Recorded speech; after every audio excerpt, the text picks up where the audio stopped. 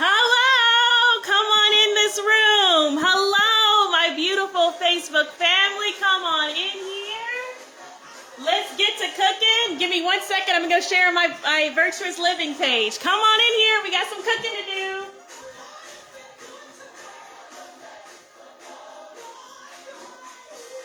Come on in. Yes, yes, yes. I am so excited.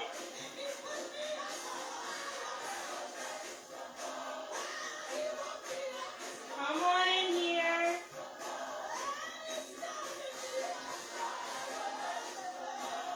One of these days I'll be able to go live from both.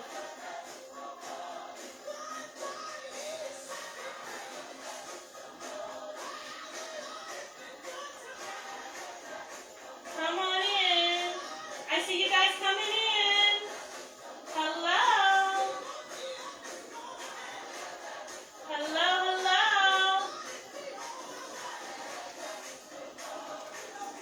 All right, well, it's not letting me share on my business page, but that's all right. We're just going to keep going anyway. Jay, if you're watching, you're an admin on my business page. If you could somehow share the video to there, my laptop's not allowing me to, but that is all right. Come on, we got a lot of cooking to do. Come on in here. Hello, Minister Griffin. Hello, Kimberly. Let's cook. I'm so excited. Okay. As you guys can hear, I've got some old school gospel music going, okay? So I grew up in church, and I can honestly say that the best food of my life was served in the church basement. Come on now, those of you who grew up in St. Bethel, those names, and you knew that when we smelled that food coming from that basement, and we knew which one of those cooks, and Mama Baker, when we knew they were in the kitchen, we knew that some magic was about to happen, okay? So today we're just going to do some old school cooking, just like that. Come on in here. Let me take my bowl down. We're going to get started on this cornbread.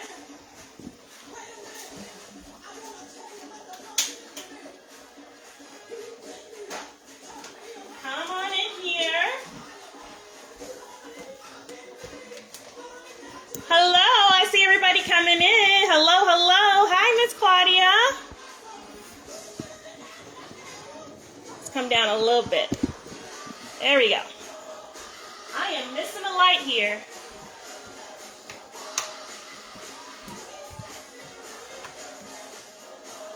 Okay, that's a little bit better. A little bit more light. Come on. Hi. All right.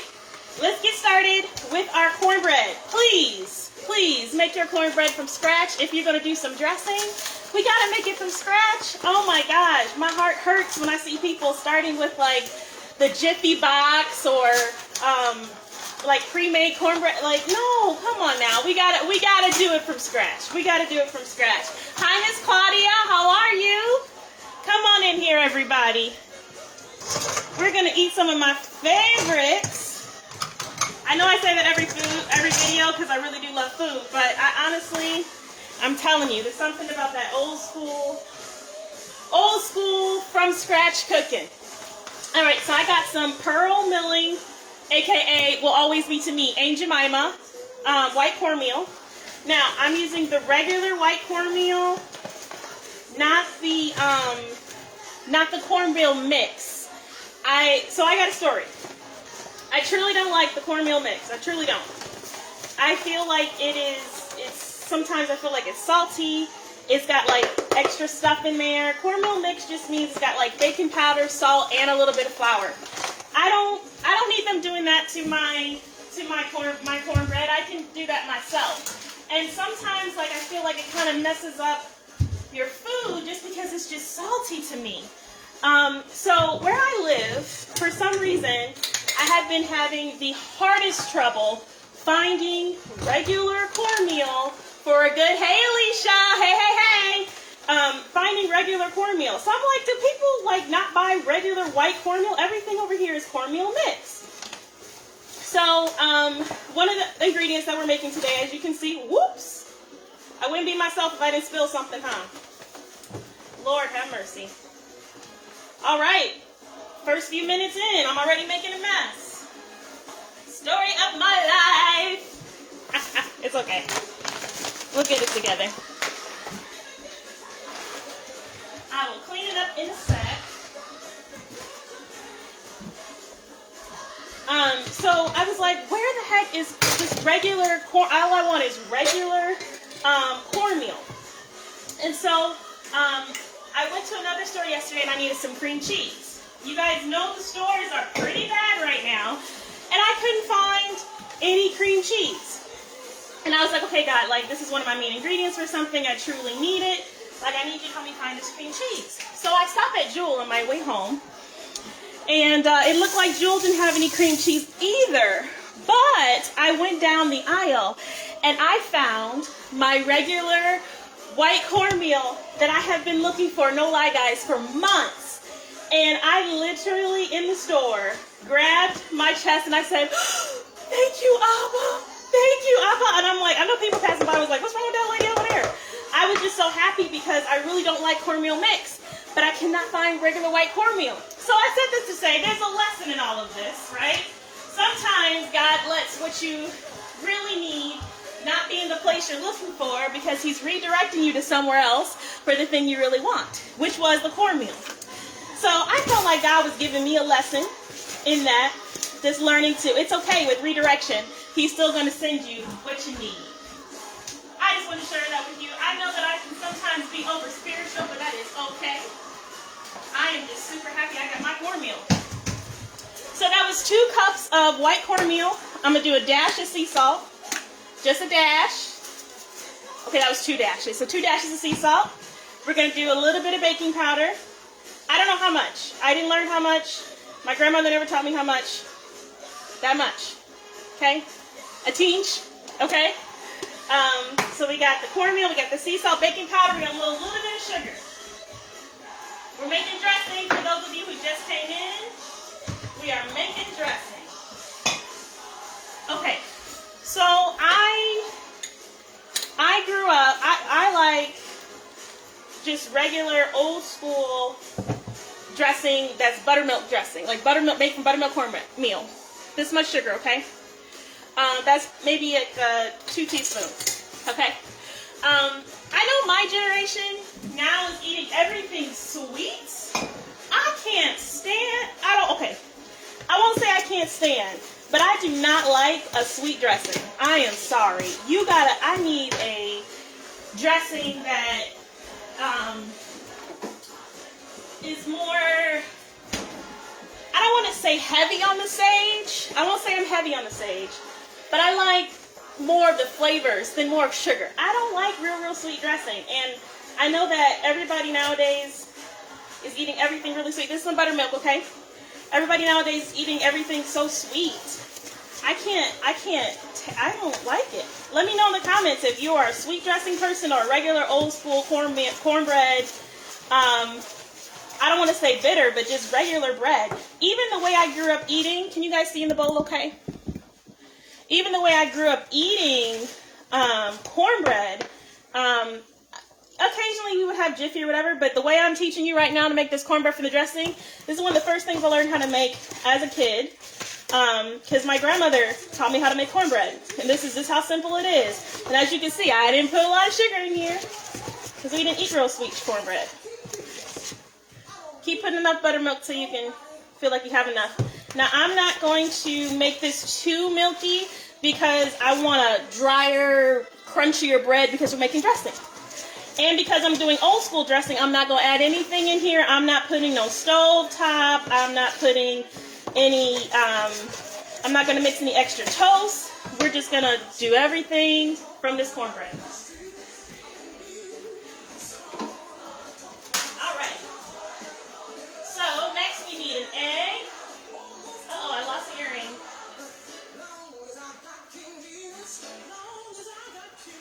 We're going to do 1 stick of imperial butter. My grandmother used imperial. She sometimes used Blue Bonnet. I feel like I saw Land O'Lakes a little bit, but mostly Blue Bonnet, imperial, and I think that's it. That's all I can remember right now from the top of my head. 1 stick. Let me show you what we're going to do with this.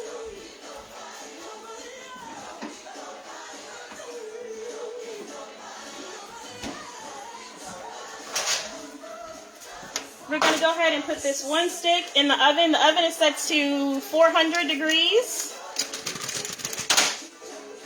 I'm gonna let this melt in the oven, okay?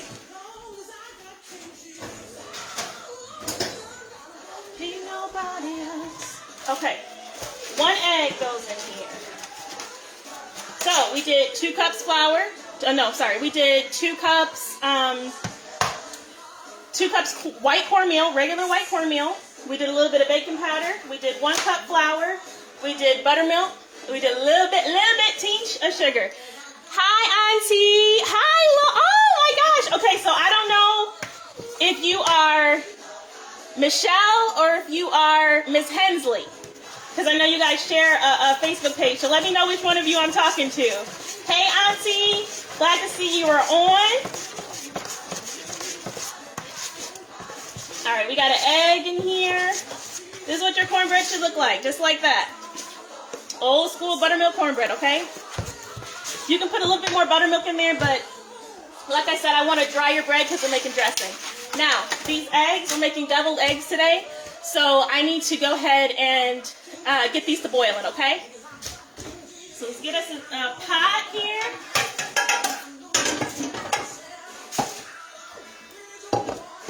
All right. How's everybody doing it? I couldn't resist stopping in when I saw the live going. Hi, well, I'm so glad to see you. I haven't physically seen you since, I don't know, maybe I was in grade school, so I'm just happy to have you on. Thank you for joining me today. All right. Let me show you what else I got going on over here on the stove. I didn't start any cooking without you. The only thing that I did, and I need an eye here. All right, this is smoked meat. These are neck bones.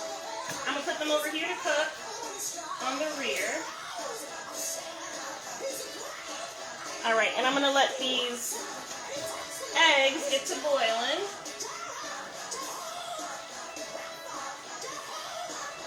Okay, so the only thing that's in this right here is just 1 whole chicken. All I did was chop up the chicken. The most important part to have is the chicken back. That makes the best gravy. However, it makes the best gravy and it makes the best juice for your dressing. But if you don't have it, go ahead and boil you about 4 thighs and you'll be good to go. Just don't cut the fat off the thighs because you really need that fat for your dressing, okay? This is not diet food. This is not diet food. Hi. Oh, yes. Tell her to come on in here, Miss Laura. All right, guys. So the next thing we're going to do while we're waiting on that butter to melt, I'm going to go ahead and prep some veggies for my, we're going to go ahead and prep the veggies to go in the chicken. Okay? We're going to go ahead and prep the veggies to go inside that chicken. So, I got 1 bell pepper. As you can see, I just got these from the store. So 1 bell pepper, red bell pepper, 1 green bell pepper. Did you guys know that there's a such thing as a female bell pepper and a male bell pepper? Did you know? Did you know? Did you know? We need 1 good sized onion. This is all what's going in our dressing, okay? And I'm going to need to get some celery, all while we're waiting on that butter to melt.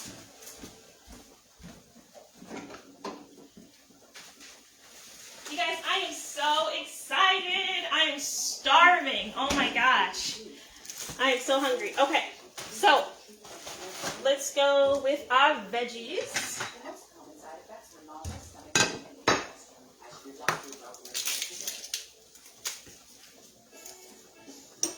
All right. Let me get my favorite knife. You guys, I have a favorite knife. I have a favorite spoon. I have a favorite pot. I would say my favorite pot, I have 2 favorite pots, and this because they're my grandmother. And I feel like when I use her pots, I feel closer to her. I'm not trying to be spooky. I know she's, in heaven, but I feel really close to her when I use her stuff. So I like to use her pots. I like to use her old bowls. And it just reminds me of being a kid. Let's chop up this bell pepper. Rinse it off.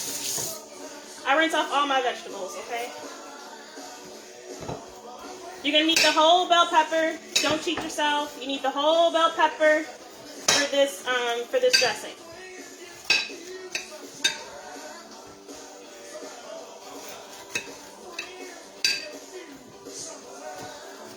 And actually, I'm not being virtuous by throwing away these seeds.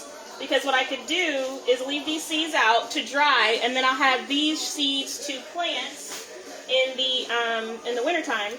Excuse me, in the summertime for my own bell pepper plants. So the grocery store this week had bell pepper on sale for 69 cents a pepper.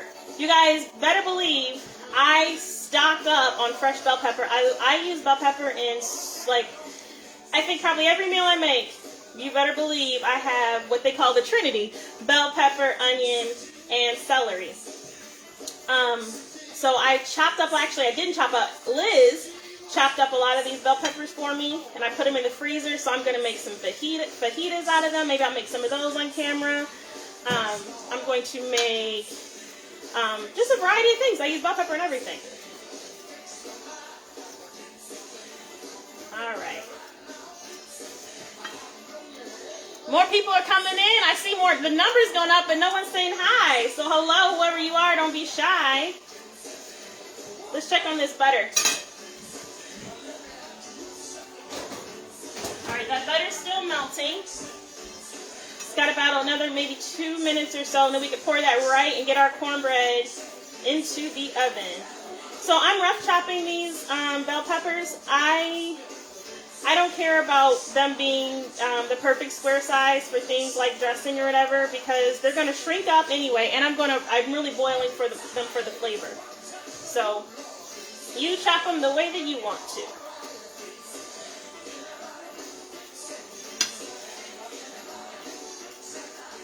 So this song is actually the Canton Spirituals. Believe it or not, I know their songs not by choice, but because my grandmother played them so much, and so did my parents growing up. My grandmother opened up for the Canton Spirituals in Mississippi. She had a singing group with her sisters called the George Sisters, and they opened up for the Canton Spirituals. So grandmother is a big Canton Spirituals fan. I am born and raised up here, but my family is from Camden, Mississippi, and we also have a lot of family that lives in Canton. So I'm very familiar with Canton, Camden, Mississippi. That's my heart right there. That is my heart right there.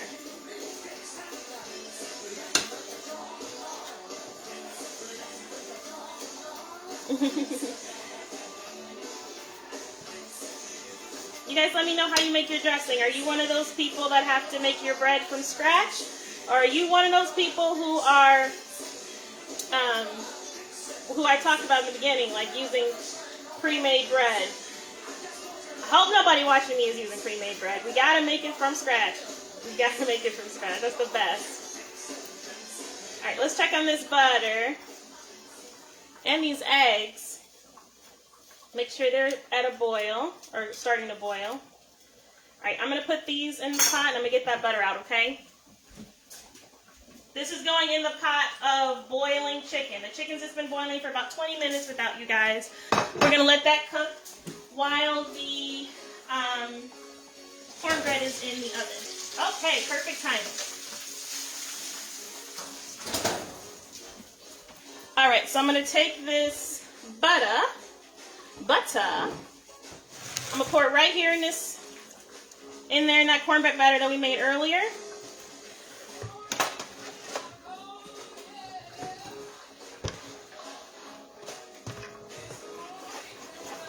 That was just one stick of butter. Regular cornmeal, flour, butter, milk, and a little bit of baking powder, okay? And an egg. And a tinge of sugar.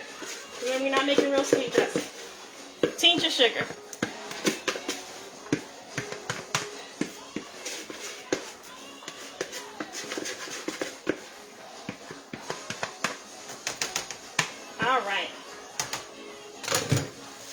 there's the cornbread. I'm going to put this in the oven. Remember, the oven's at 425. You can keep it at 400, but I'm going to cook it at 425 for us so we can get it done a little bit faster.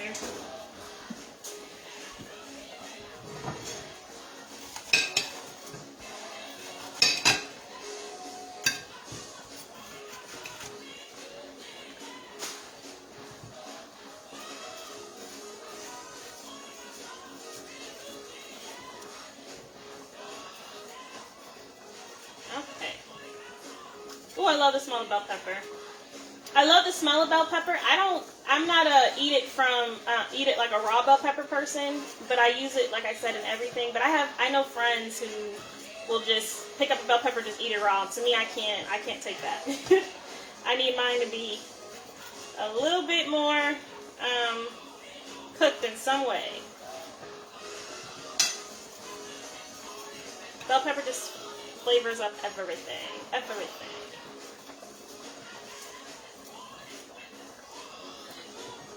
Alright. We already put the red one in there. That's the green one. We're going to do 2 stalks of celery. 2 stalks of celery.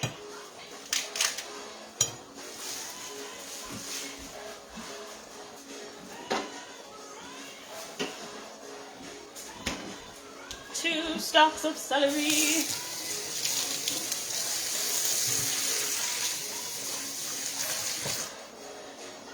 Alright, I'm going to cut this one over the stove. I don't eat the bottom part, I'm going to eat the top, okay? Chop those off. I'll bring you over here so you can see the food.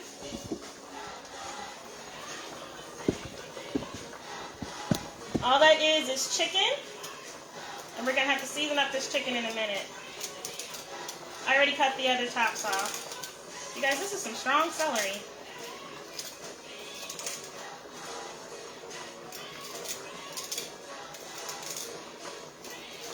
Let me know what church you grew up in.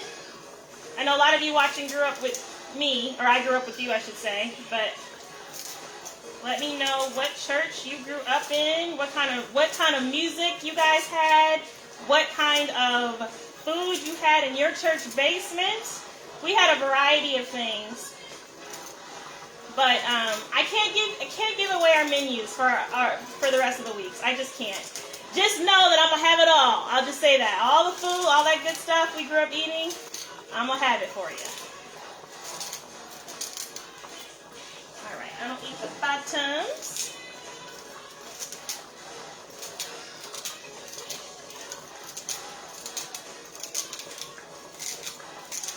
Okay. I chop them bigger sometimes if it's just me. I don't mind bigger vegetables in mine. Alright. Here's the rest of our green pepper going in here. And let's season it up so that everything can cook, and then I'll chop that onion to go in there. So,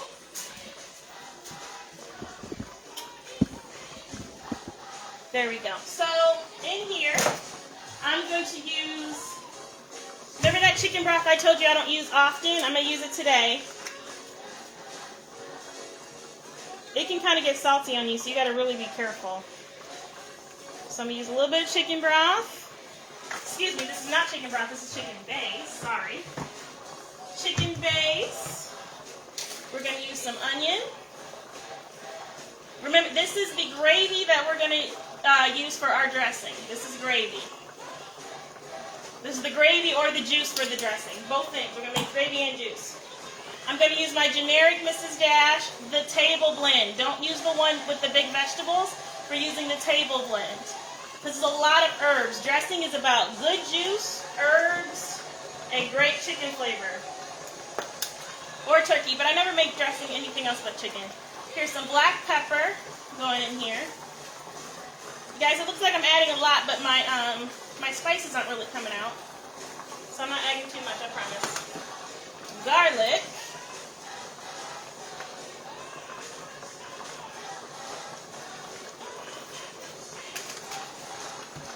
And I'm going to do some ground sage. I love sage. Let me know if you're a sage lover and dressing. To me, dressing ain't dressing without sage. I am sorry. I know some people will disagree. I need my sage. So that's sage. We can always add more. So don't worry about that part. Sage. And I'm going to go in with a little bit of poultry seasoning. Woo, guys, it smells good. Ah, loving it. Loving it. Sage, poultry seasoning, garlic, onion, pepper, chicken base, Mrs. Dash, the table blend kind. And then, hi, Jay, how are you? Auntie said, I grew up in St. Bethel with Pastor Rice. Yes, my grandfather, your dad. I loved growing up singing the choir and those good old basement dinners. Thank you, Auntie. Yes. Those basement dinners, I'm telling you, I already named some of those good St. Bethel cooks. Mama Nita, Miss Honey, Miss Baker. Oh, gosh. Miss Baker, you guys, and I love everything every single one of them made. So I'm not saying who was the best. Sorry. I'm not saying who is the best, but I am going to say there was something special about Miss Baker's food. God rest her soul. Miss Baker was one of those cooks that, you know what? There was this movie. I don't remember the name of the movie. I think, if I'm not getting two movies mixed up, it had Danny Glover in it.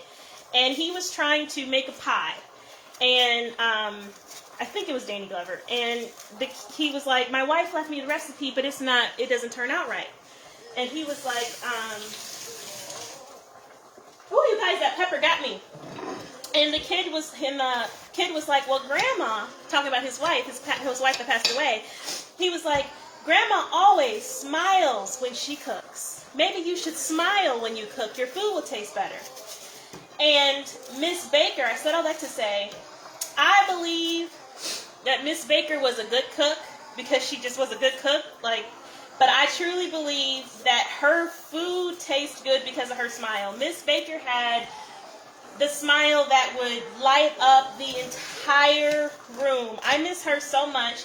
She used to just show up with food on my grandparents' doorsteps. My cousin and I would go out and help her, and she would just have cooked us dinner just for no reason. Miss Baker would just come out, and she'd be like, here, she would have greens, she would have cabbage, she would have fried chicken, baked chicken, ribs. We had Thanksgiving just because she felt like it. So I said all that to say some cooks can just cook, but some cooks, I really believe it's their spirit that's in their food. And I believe that Mama Baker was one of those spirit cooks. It was her spirit that was in her food. It was her smile. It was her laugh. It was her sweetness. She was just so sweet. Always just so sweet. I don't think she had a mean bone in her body. I miss her so much. So I feel that was her secret. But I miss church. I'm gonna put these onions in our chicken, okay?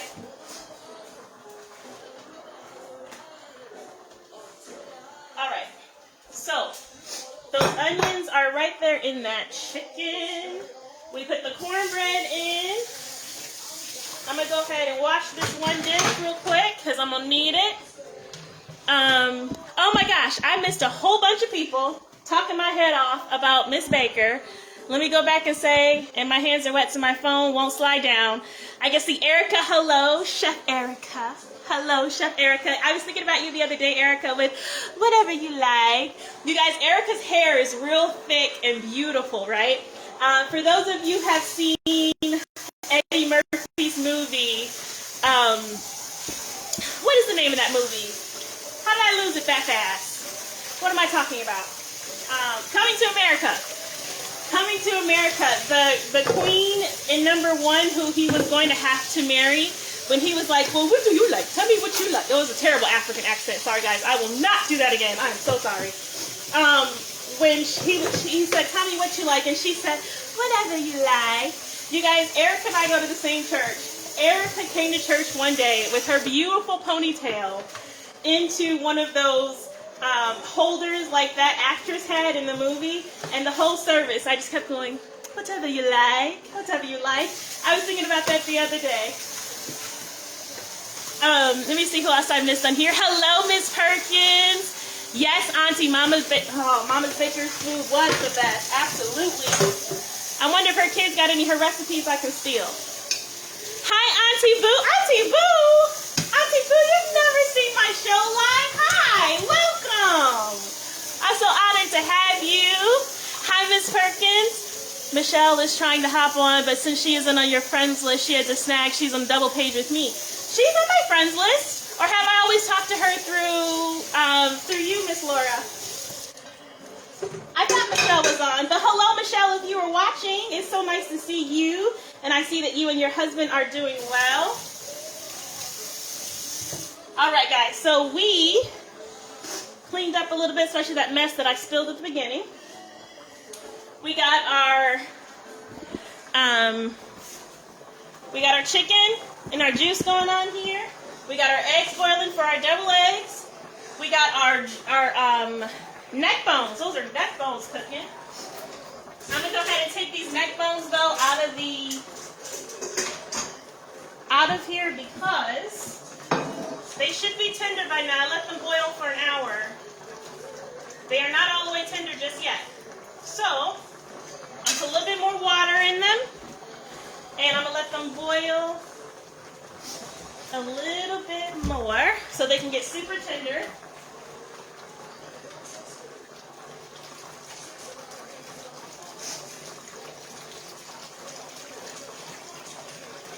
I think I'm just going to use neck bones today. Like usually I like, maybe I'll use like some neck bones, maybe 1 or 2 slices of bacon in addition, but I had a pretty good amount of neck bones.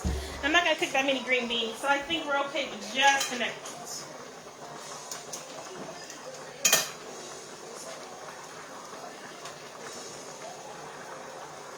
So I have to get my stove fixed, and I'm not sure these neck bones are even cooking. Let's try to turn them up a little bit. All right, guys, let's season up this chicken. We're going to season up the chicken now for the smothered chicken, and let that sit in the fridge in some buttermilk so it can get nice and tender when we get ready to smother it. Yes, yes, yes, yes, yes. And those eggs are still cooking for our deviled eggs.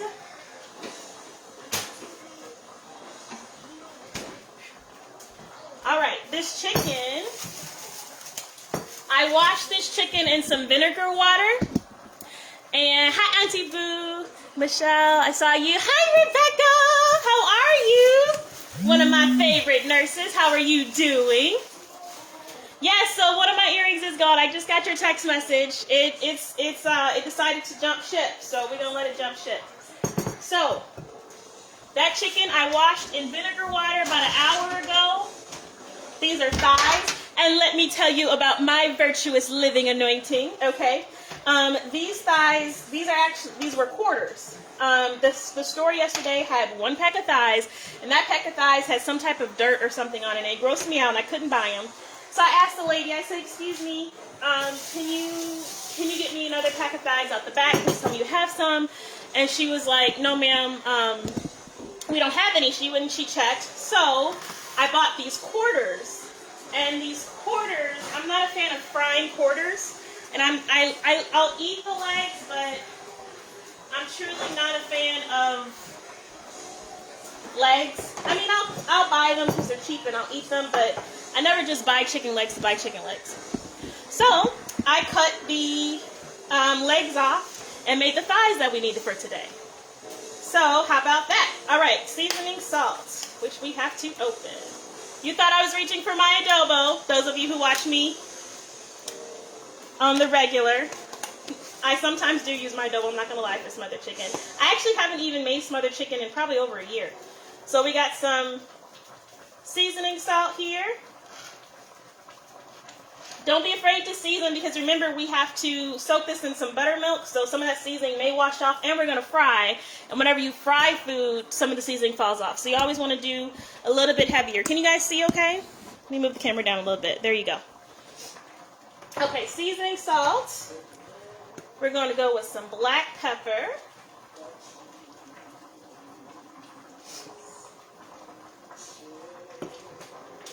onion.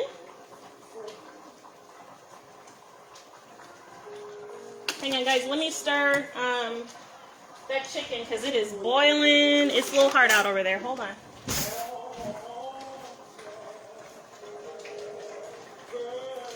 Ooh, it smells like dressing in here.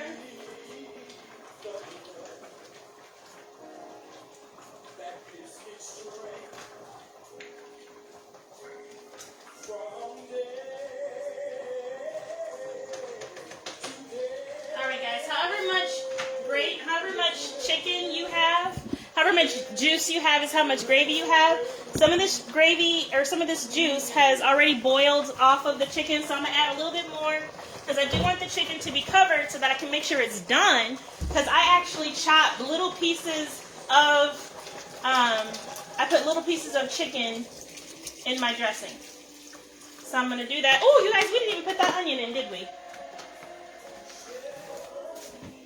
I did. We did put onion in there. Good. And I'm going to taste it when it gets done. I'm going to taste it, and we're going to add some seasonings. Now, I know it looks like I have a lot of water right now. That's for a reason, because I will probably make some gravy to go along with this dressing. Plus, here's some butter, okay? Plus, I'm going to teach you a trick today on how to save this juice, so the next time you get to make dressing or you just have some leftover cornbread or something like that, you don't have to go through all that chaos, okay? Garlic. Jay said, you made some air... Yes, I'm telling you, chicken is so good. I can't wait to see you tomorrow, Jay. Hi, Miss Joyce. How are you and your husband? One of my favorite comedians. All right, we got some garlic going on here.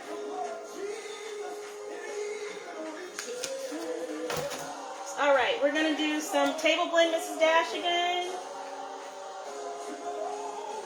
I am a little heavy-handed on this because it's going to fry off, remember. Some of it will fry off. We're going to do a tinge of poultry seasoning. Poultry seasoning is kind of strong, so just like a few shakes on each thigh. And then a little bit of oregano, which I need to go get. So I'm going to turn these over. Let's season that other side. This is for the smothered chicken, okay? So we're doing some salt.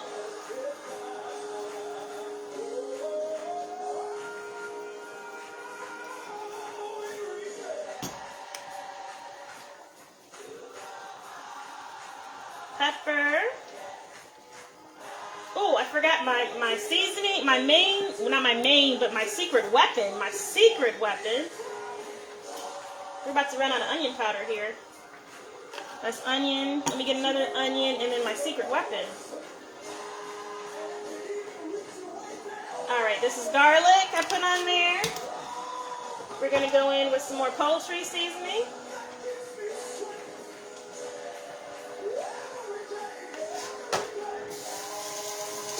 Let me get some more onion because we're running out here.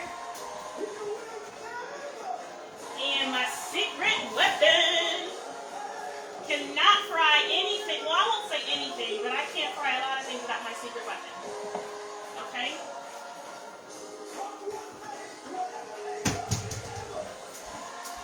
Okay, so my secret weapon is in my secret bottle. This is my secret bottle. Hi, Auntie. This is my secret weapon. Okay? It's such a secret. I'm tempted to actually just put it on this chicken and not tell you guys what it is, but that would be me. Anyway, this is Sazon. You guys have seen me use it so much. Sazon makes anything taste good, okay? If you guys watch Auntie Fee, she says parsley makes anything taste good. Okay, that's true, but Sazon makes anything taste good, okay? I get the one that's, oh my gosh. I see it in my head. I'll have to put it in the comments of which one I like. Because I do like all of, well, not all of them. I like 2 of them, but that's my secret weapon. This is smoked paprika. We got a little bit of smoked paprika going on in here. And I'm going to turn this over because I didn't Sazon the other side. Now, Sazon can get you a little bit of salt, so you really have to be careful. But we're smothering chicken, so The chicken, it's okay. The chicken's a little bit salty because once we make the gravy, we add all that water and stuff like that. It'll just be seasoned broth, so it's okay. Okay, so we got the sazon. We got that. I'm going to take out my buttermilk and our oregano. We need our oregano. Oh, and our basil. Oregano and basil. All right.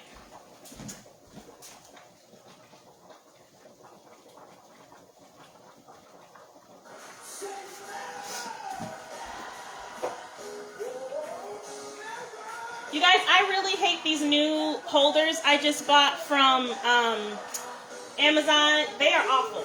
Like, when I say awful, they're awful. Like, I'm just using, I already fill all my seasonings up, but I'm just using it just to get them used up. I will never buy these again. I hate them. Like, look at this. Nothing even comes out. Even the big side things don't come out. It's just a pain in the behind. But that's all right. We got some oregano. That was basil I just used. We got some oregano. Hey, Liz. Hi, Vera. All right.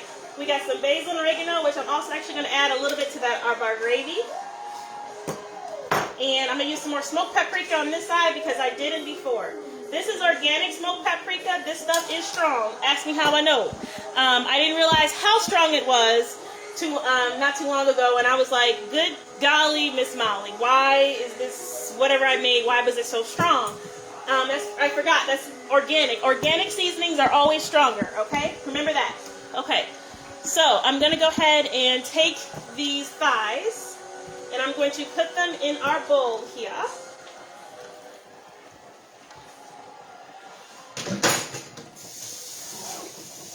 Rinse our little cookie sheet off here. I'm going to take the thighs, and I just kind of massage. I massage under the skin here. Get under that skin right in there, and I just give each one a good rub down. Each one a good rub down. Remember, I already washed this chicken before I put in there. For those of you who are just tuning in, I washed them in vinegar water. I plucked out any extra feathers that I saw that the store missed, which looks like a lot of stores have been missing lately. I don't know. When I was a kid, I never saw this many feathers on chicken as I do nowadays. I don't know what people are doing, but it sure isn't getting these chickens clean. This is a messy job. I'm just making sure I really get under that skin on these chickens. Each one should get under the skin.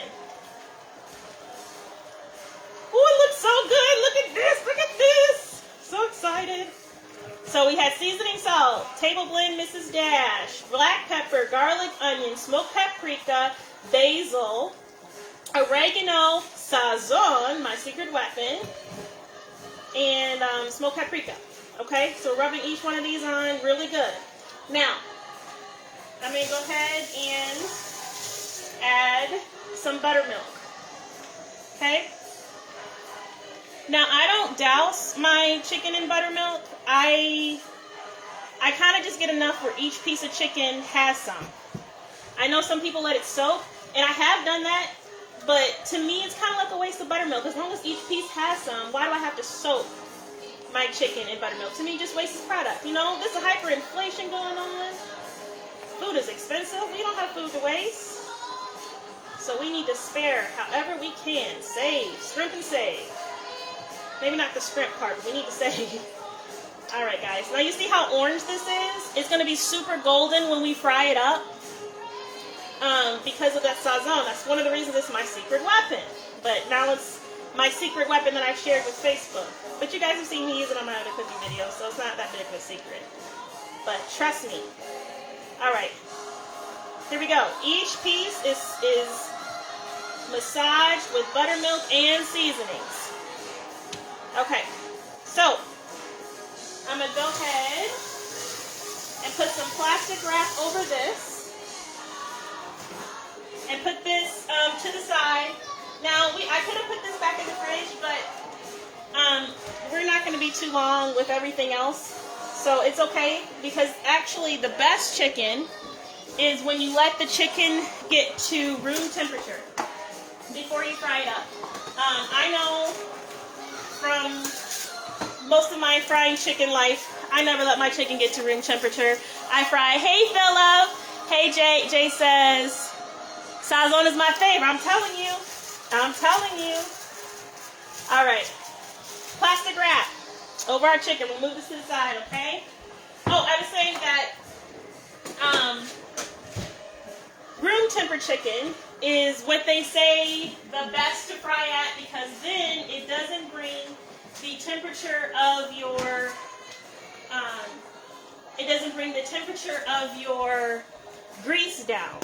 Okay, that may be true, that may be fine and dandy and all that, but I sometimes, especially like if you get done working or you just came home from church, you don't have time to season some chicken out the fridge and let it come to room temperature before you fry it. You just want to fry it right then and there. So I can honestly tell you that even though most cooks will tell you need to let it come to room temperature, 99% of the time I don't, and I love fried chicken, and I have good fried chicken. So there's an exception to every rule, I tell you. Every rule. Okay. Let's check on this cornbread.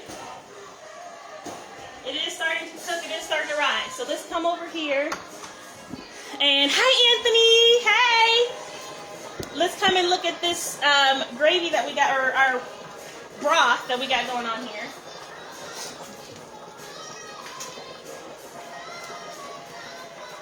So we had bell pepper, we had onion, we had celery in here.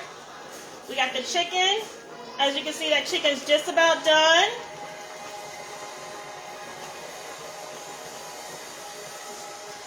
Liz says, don't cut yourself this time. Okay, ma'am. You see, we're on live. I started to say something mean to you. No, you're right. Let's not cut myself this time. If you guys watched my last live, if you saw me literally attempt to chop my finger off. Okay, let's get these neck bones out of here. Hopefully these are tender. They're not yet. You guys, I gotta get my stove fixed because things are not cooking as high as I need them to. But that's okay. We're gonna keep letting that cook. But let me chop up the onion for our green beans. We're making green beans, and we're gonna put some onions in there. I already got the neck bones in there, and then we're also going to put some potatoes. All right, here's an onion. But we ain't gonna use this onion. Never mind. Let's grab another one, okay? Because that one was on its deathbed, okay? All right, tell me how you like your green beans. What kind of meat? Tell me if this was a church basement staple for you. We had green beans. We had greens. Sometimes we had cabbage. I make mixed greens and cabbage, which is one of our menus. Who you laughing at, Philip? You laughing at Liz telling me not to cut myself?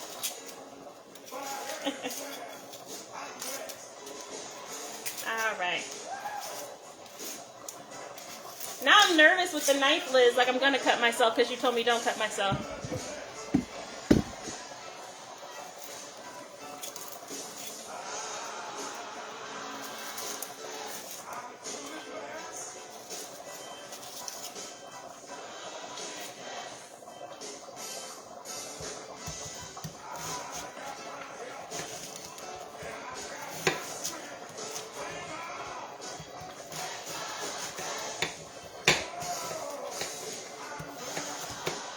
Guys, my pastor told me to add this song to my playlist for today.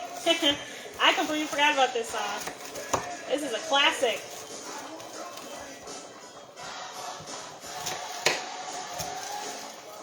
All right.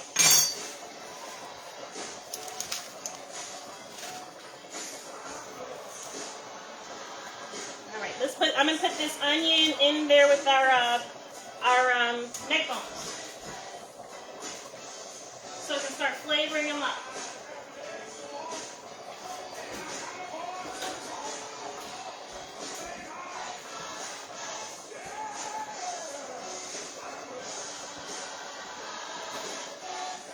All right.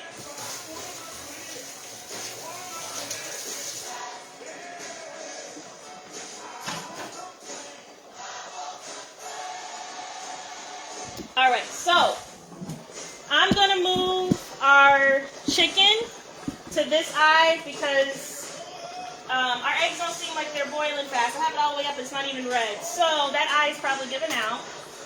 So let's move our chicken to this one. Look how red this one is, and that one wasn't even red.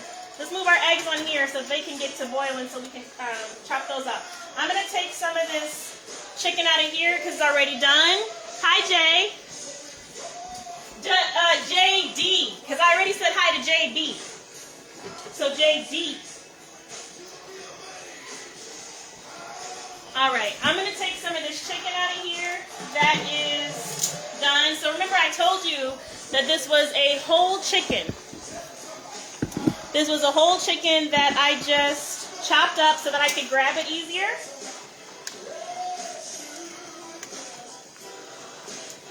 Let me just make sure it's done.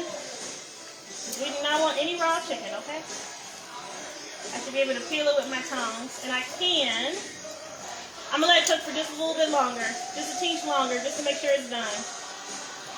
Now our eggs are boiling. You see, now they're boiling.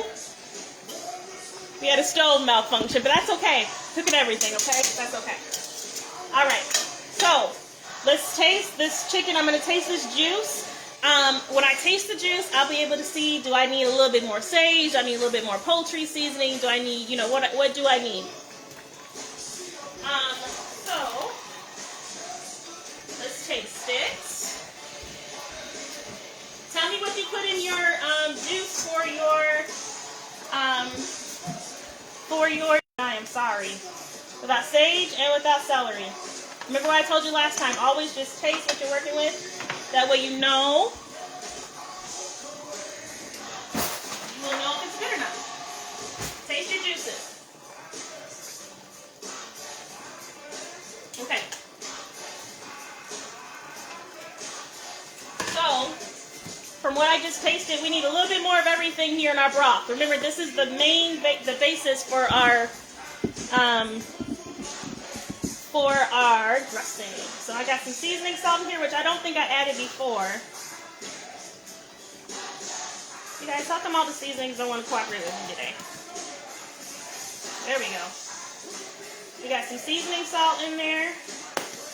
Now, if you're going to be one of those people that mix your gravy or mix your cornbread dressing with things like stovetop or other things or seasoned toast or stuff like that, then you want to be careful with the salt because you got to remember those things have salt. But I'm making old school, nothing but bread and juice, so I'm okay. Got some black pepper going back in here. Are all my seasonings going on strike today? What is going on? What is really going on? We got the rest of this onion. We can throw this bottle away.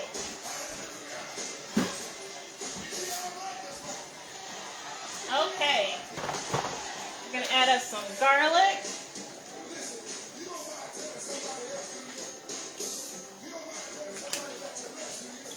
And we're going to put a little bit of table blend. This is, remember, don't use the table blend, Mrs. Dash, or the generic, not the one with all the big chunks in it. You don't want that in your dressing. Oregano, I forgot to add this before. Maybe that's the other thing I was missing. Some oregano and some basil, which we left over there.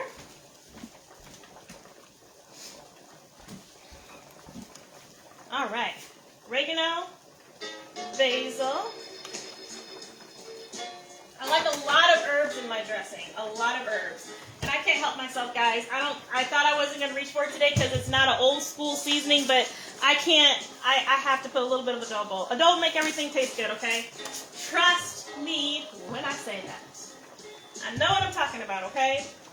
Let's check on these neck bones to see how tender they are now. They're getting there. Much more tender than before. This is great. Okay. Now, I'm going to go ahead and stir up this chicken. Make sure all those seasonings get down in that broth. And then in a minute, I'm going to take one of these, or a few pieces of this chicken out so that I can let it cool, because I chop up little pieces of chicken and put it in my dressing. Okay? So, let's season up these green beans. In the green beans, I'm going to add some chicken base. I'm going to use the one I usually use for this one, okay?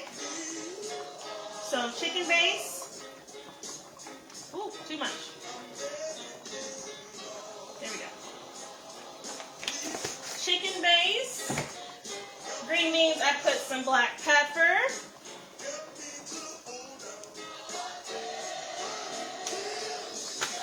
And we're going to do some garlic and onion. Even though we got some onion in here, I'm still going to do some garlic and onion. Oh, this one's not open.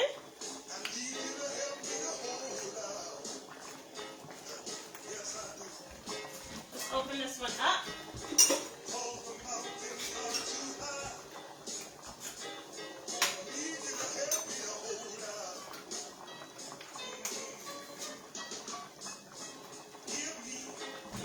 All right.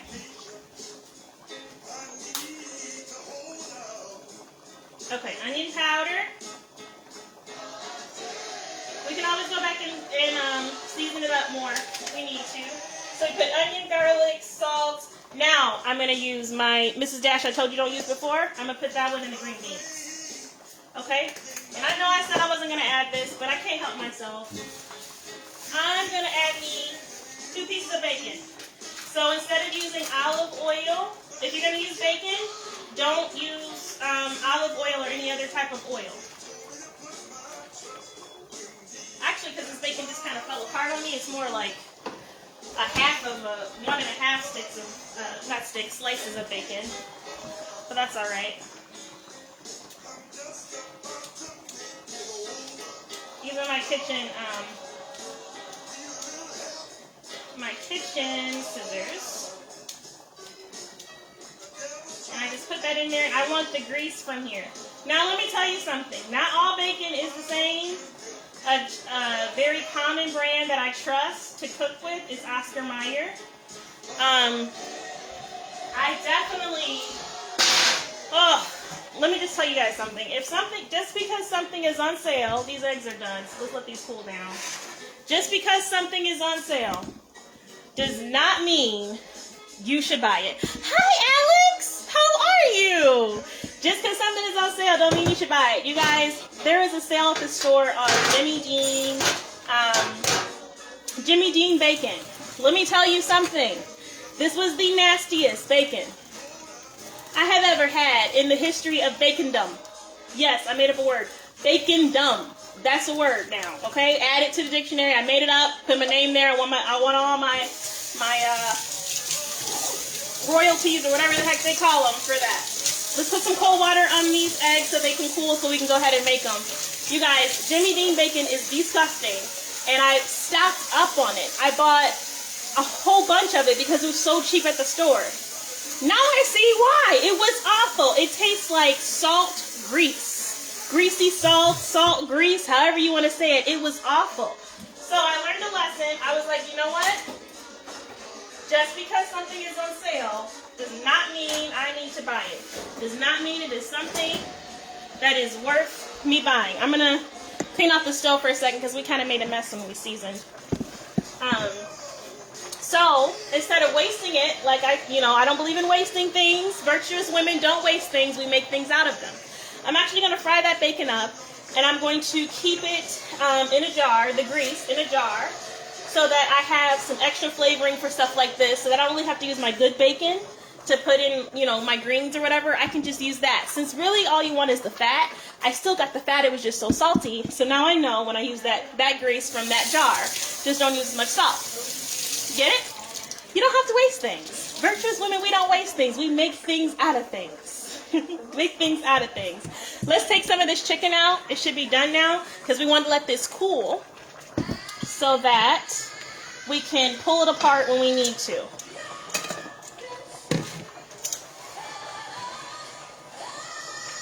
The back of the chicken, if you weren't here before when I said this, that's what makes the best dressing, the back of the chicken. This is a whole chicken in here. I just chopped it up so that I could grab it easier. And I need to let it cool so I don't burn myself. Now I'm not going to use this whole chicken here for this one thing of dressing we have. So another thing that I will do is I will chop up, when all this cools, I will chop up this chicken, put it in baggies, and then I can, hey cousin, hey kid. Oh, I'm gonna put it up in baggies so that I can make sandwiches, you can make other gravies, you can make things out of your leftovers. You pay for all these groceries, throw nothing away. I promise you there's something you can do with it unless it has raw egg in it, okay? Remember that. Virtuous woman was a woman who made things out of nothing. All right, that cornbread is almost done. We got that chicken that is cooling. I'm gonna turn this other chicken off and let's taste this broth really quick to make sure we don't need anything else in this chicken broth. And then we're going to go ahead and do those deviled eggs. Okay. Now you guys saw how much broth I had when we started the video. Now you can see how much I don't have. So that's why it's always good to start with more water than you need. Oh, and make sure if you don't have a whole chicken, you're using your chicken with skin on it. The skin, you need that fat for your dressing. Okay. Okay, you guys. We are working with something. Let's turn this eye off. Let's move you to cool over here. And let's get started on these eggs. Check on this bread. Let me show you guys what you don't want to take out for your bread first. All right. Woo. Don't burn yourself. Okay. This is the cornbread right here. It looks done. This is not dressing done. Okay? Let me just check the top just to make sure. Yes. So dressing, you want more of a crunchy top. This is actually, my grandmother and I, we would brown it anyway.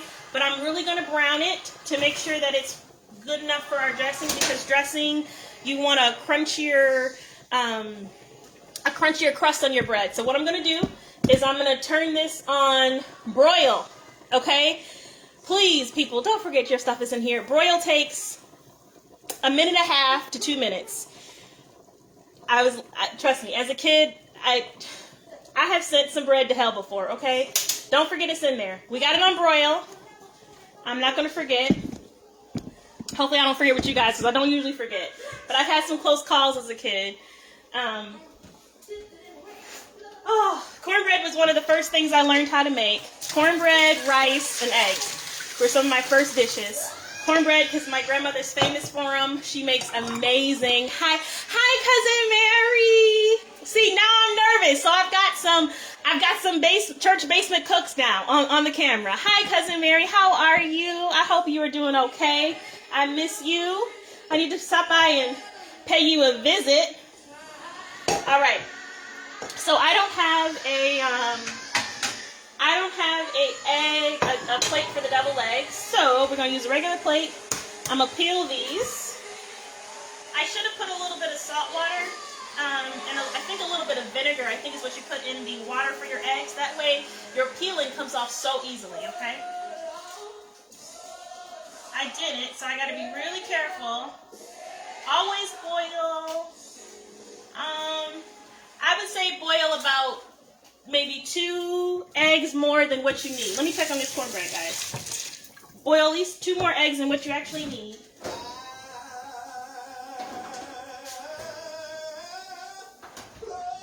All right, it's close call. It's still going. All right.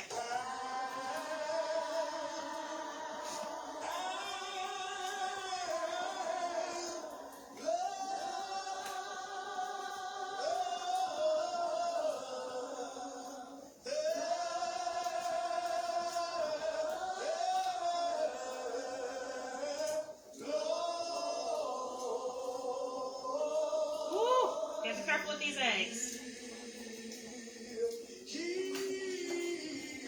Like I said, always boil at least 2 to 3 more eggs than you need, because count on 1 breaking, 1 not looking good. Count on mishaps, okay? I'm checking on that bread. Somebody count to 30 because we got 30 seconds left. Hi, Minister Richardson. How are you?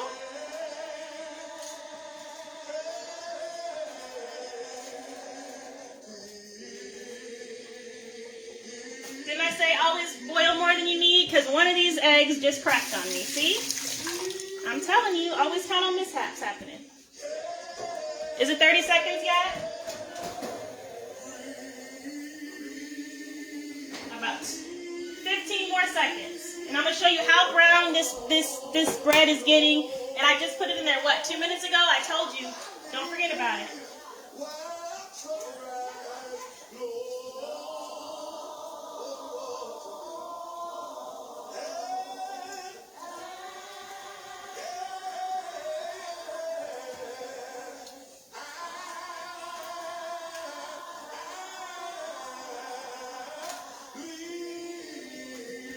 All right, let me take this bread out now. And let me show you what it looked like.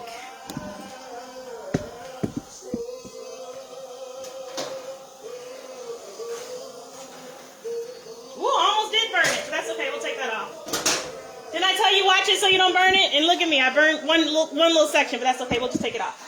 Okay, we're going to let that cool. And we're going to go ahead and get started on our deviled eggs. Cut your eggs in half.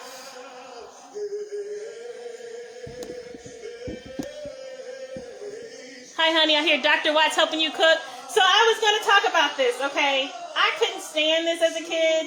I thought they were just whining, man. Oh, my gosh. I was just like, how is this praise and worship right now? How is this praise and worship? But you understand it when you get older, you know? You just understand it. Okay. We're going to take these yolks and we're going to put them in a bowl. One medication is approved to treat and prevent migraine. Whoop! Didn't I tell you? Always one. Count on one not making it. That one didn't make it. It's okay. Ask your doctor about Nurtec today. We're going to have to switch to the dressing really quick because I need that in the oven while we start other things. So,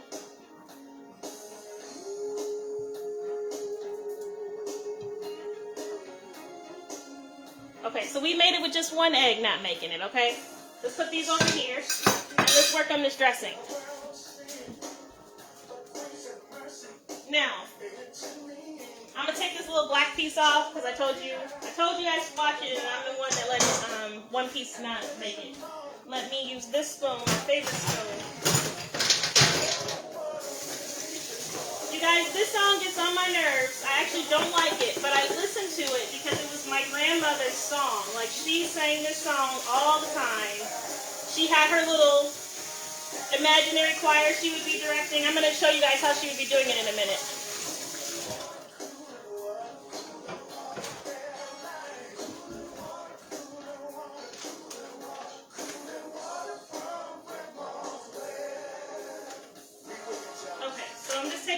Pieces off that I made a little too crispy. My own fault.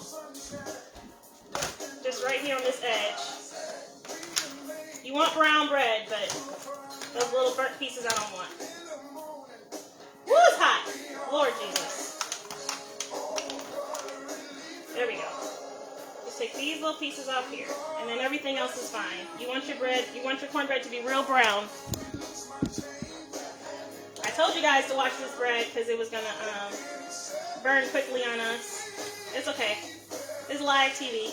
You guys know I can cook. All right. All right. Take these little pieces off. I should have put them outside for the birds, but that's okay. All right. So, the best dressing is if you can wait. The best dressing is if you can cook the bread the day before. And the best dressing is when it's not piping hot like it is right now. I have no choice because we don't have that much time for me to let it cool and all that kind of stuff. So I'm going to make it work piping hot and make it work being the day of rather than... Ooh, it's hot. You guys, I can feel it burning my face. This is some hot bread. Okay. Usually I like to pick it up with my hands and break these little pieces apart, but I am not doing that today, boo-boo. I am not.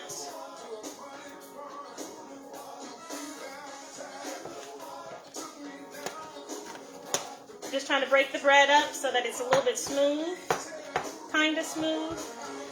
If you want some more, like, toastier pieces of bread, like I said, you can add that stove top or that Pepperidge Farm or whatever. I know a lot of women do that, but we're making old school cornbread dressing with just the cornbread. But you also can go ahead and toast yourself some bread and toast the bread real crispy, not burnt, but toast the bread real crispy and put it in here too. Okay, that should be okay just for us to try to make it. All right, now, remember all those bell peppers and onions that I put in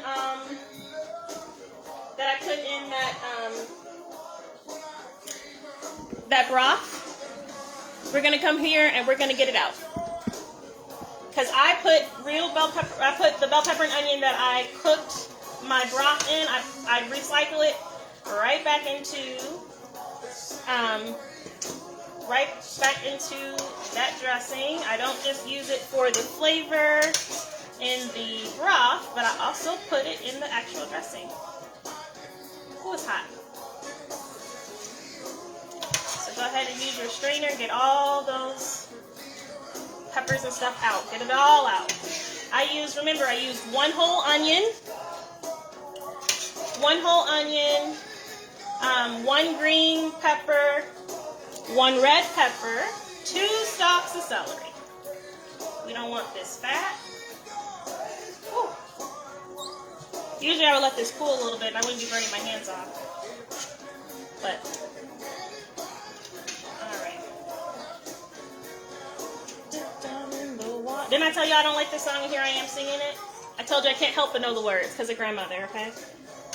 Alright, a little bit more. And we can go ahead and get this off. Okay. Alright. Hello. Okay. Now, bell peppers go right in here in this dressing, just like that. Mine are bigger than I normally chop them up, but it's just me, so I don't care about it. But if I was making it for somebody else, I would chop them up a little bit smaller, but you guys were with me when I chopped them up. Okay? Oh, it smells so good. Yeah, it smells like dressing. All right. I mashed all that in here. And I also add a little bit of parsley.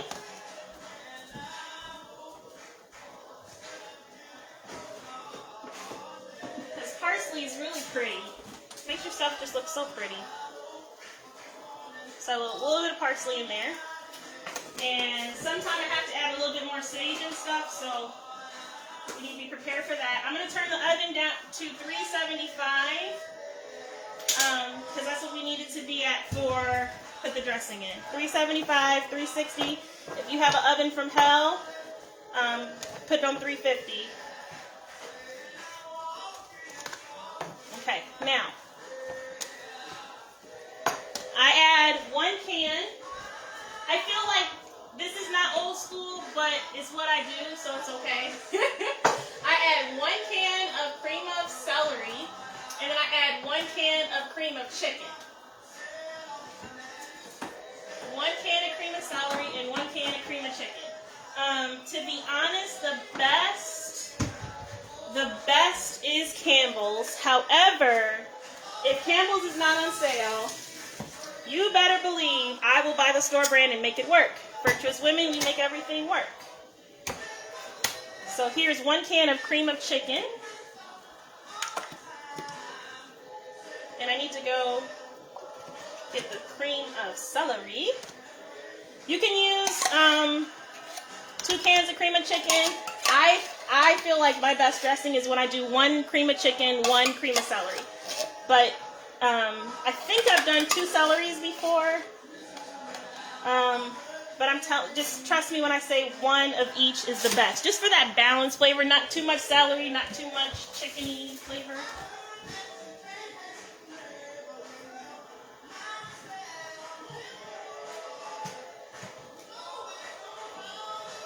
Okay, so I don't know where my Campbell's cream of celery is. That's not the heart healthy one. I don't want that one. I don't know what's the difference, but it makes me, I don't want to say that. I'm just going to use my Kroger brand of cream of celery. It's okay. Auntie says, I add cream of chicken too. I'm telling you. And Auntie, next time you do it, do one of each. One celery and one chicken. Okay. All right. Whew, look at it. Look how pretty it is, guys, with all those colors of the bell peppers. Can you guys see okay? All those pretty bell pepper colors. It's going to be so moist. Okay. Again, if you can you can make this bread one day ahead of time, that's the best. But we don't have all that time today. And I did not make sweet dressing for those of you who just came in. This was buttermilk cornbread, old-fashioned way. This was not sweet. I don't know how in the world people eat sweet dressing. Okay. Now, this chicken that we had from earlier that I told you I let it cool. This is why I chop up my chicken before I boil it, so that it's easier for me to pick up. Oh, it's still hot. And just put little pieces of chicken into my my dressing here. Woo, Lord, it's burning my fingers. I prefer to grab a thigh. I think this is a breast I'm holding. But you use whatever you have. I remember one time all I had in my freezer was drums, and I wanted dressing so bad. So I think I shot a video for you guys for that from a few years ago. I put some drums in there. When you're a good cook, you can make it work. So never be afraid. If you feel like you don't have all the ingredients, you got to remember, I'm pretty sure that all those times we were eating food in the basement, those women had mishaps. They didn't have all their ingredients, or something was missing. Somebody forgot to pick up something from the store. But you want to know something? None of us ever knew the difference, because that food was delicious. I had the pleasure of being in the kitchen at church growing up. I can tell you mishaps happened, but you didn't know, because those women put love in their food. And that's what church basement food is all about. Love, joy, smiling while you do it. Got some old hymns going on. Now, I think this is enough chicken for this that I have. Maybe a little bit more. Woo, it's hot. Look at the steam coming off of it, guys. It is so hot.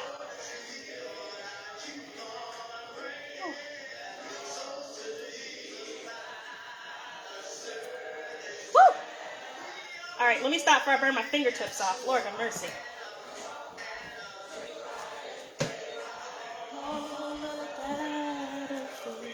Whoops. Okay. Now, I put that chicken, mash it all the way in here with the cornbread and the cream of 1 can of cream of chicken, 1 can of cream of celery. Now, we're going to take that juice. We're going to take that juice from the pot. And we're going to add a little bit at a time so we have enough.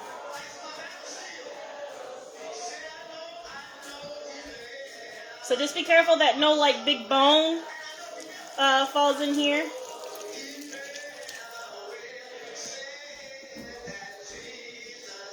I'm going to turn those neck bones down, because we're going to have to pick those apart in a minute.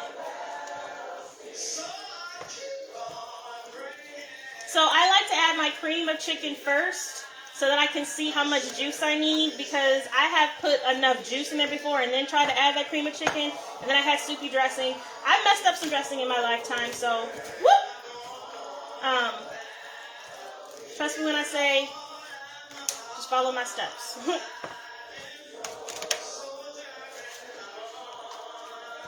think I actually could have used a little bit less broth than I just used. It's okay, it's soaking it all up in there.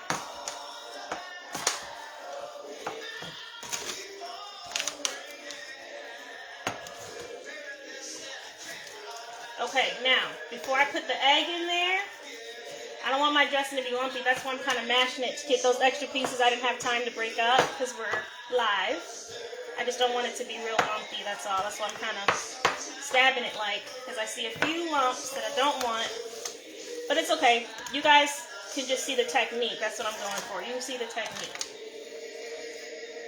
Okay. Let's taste this because we're going to see if we need some, what we need. We need some more sage. We need some more cream of, like, what do we need?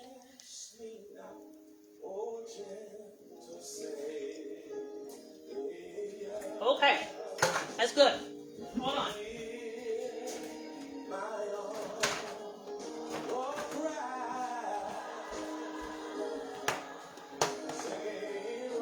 We put a little bit of seasoned salt. Now, you don't want your dressing to be too salty because let me tell you something. The next day, these leftovers, the flavor is really going to be intense. Trust me. So start small and know that if you're making Thanksgiving dressing, what in the world? How do we get all these unopened bottles of seasoning?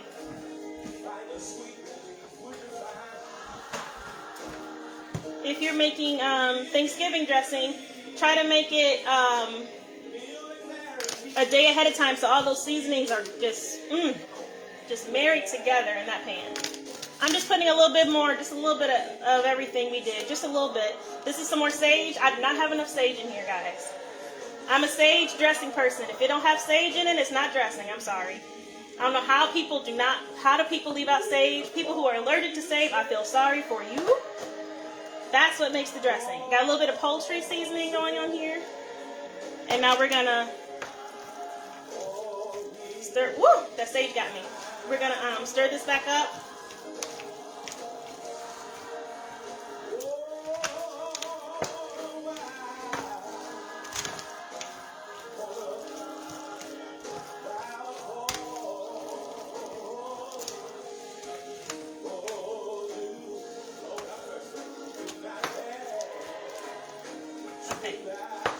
Uncle Gerald, I love you. I'm so glad to see you doing okay. I'm sorry about your page getting hacked. All right. Let's taste this and let's see what we need or what we don't need. Are we okay to go? I could probably add a little bit more juice just to kind of let it, There's a clean fork I just got out the drawer.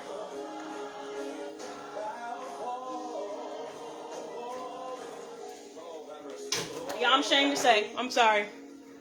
I need some. I need some more sage. Oh, I'm so ashamed. Help me, Jesus. Sorry. Just a tinge. A little bit more sage, a little bit more poultry seasoning.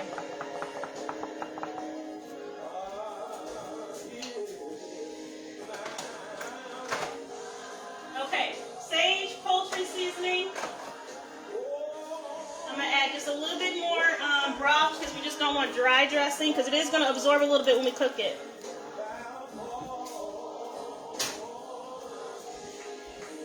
I love this song. Do not pass me by. All right. You guys, I wouldn't be myself if I didn't spill something. I wouldn't be myself. Okay, let's get this all stirred up in here. And I'm going to add my egg in a minute. And we can put this bad boy in the oven. All right. Yes.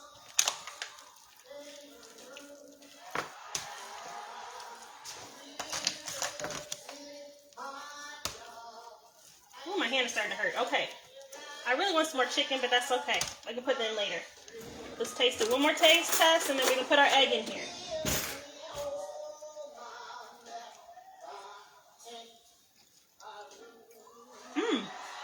Okay. That's it. There we go. Let's do our egg here.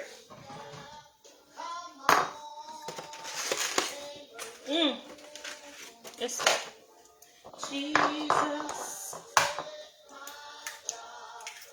I may need 2 eggs. Let's see.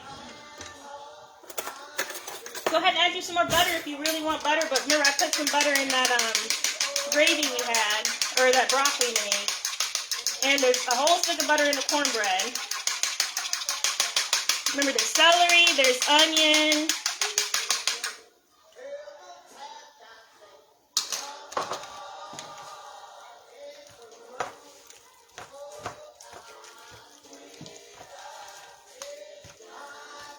Okay, I think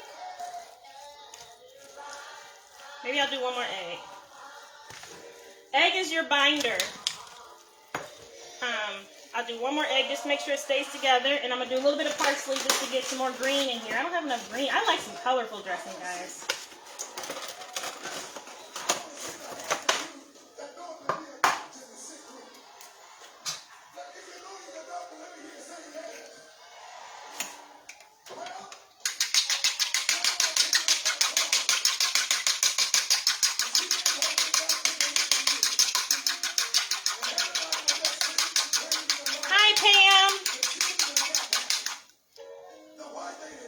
Cousin Pam. Sorry I couldn't make it yesterday. If you were, I don't know if you were up here or not, but if you went to go see Uncle John, I called him Uncle John. I know his name was Johnny Lee, but I grew up calling him Uncle John. All right, there we go, guys. It looks soupy, but trust me, it's going to bake all together. It's going to firm up. It's going to look delicious. It's going to be delicious, okay? Let's add a little bit of parsley. We're going to put them in the oven. Woo! Parsley for some color.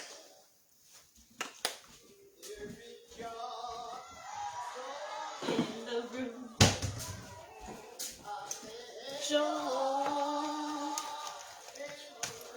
There we go. Woo! Yes, baby.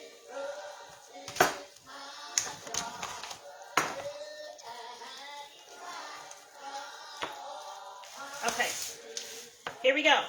Now I'm going to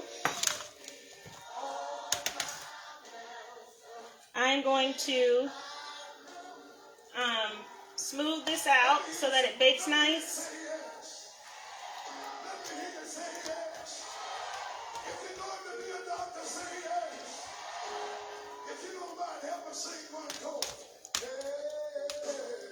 There's joy in my room.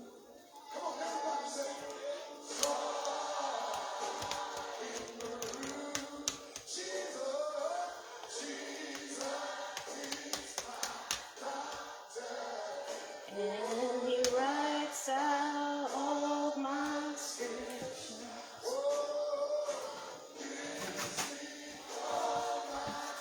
All right, take this little piece here off the spoon. Put this spoon in the sink. This baby here is going in the oven at 375. Remember, if you got the oven from hell, put him down to 350. Clean him up so he comes out pretty. Okay, let me put this in the oven, and we're gonna finish these double eggs.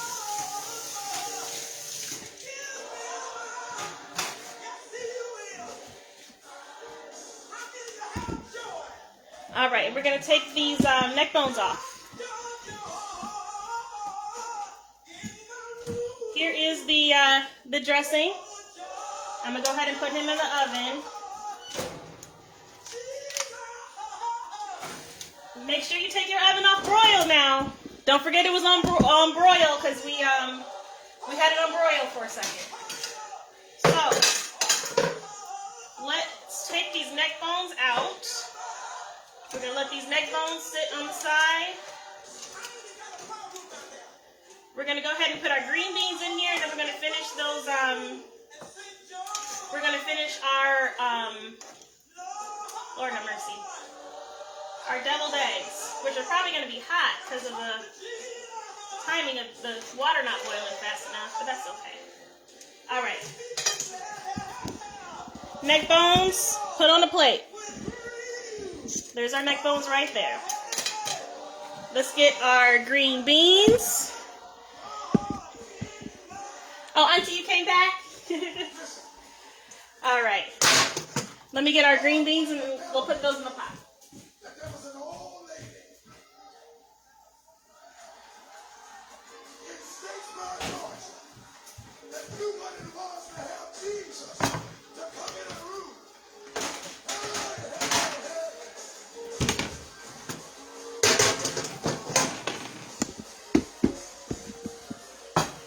Let me wash this pan because we're going to need this in a minute anyway.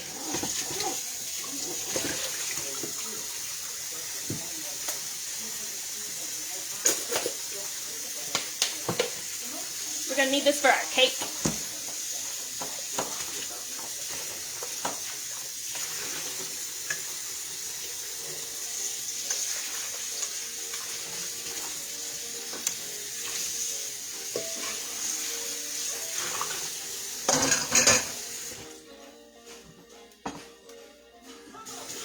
I don't put the green bean juice in the, ooh, this one's hard to get open. There we go.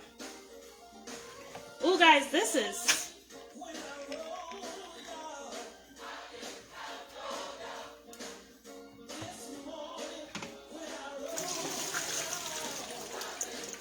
I'm going to use 2 pounds of green beans, so 2 family-sized cans of green beans. I just rinse them off. Rinse that can taste out of them. Will take care of me.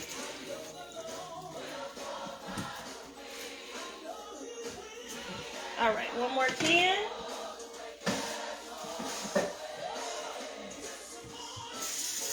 And then we'll finish these deviled eggs.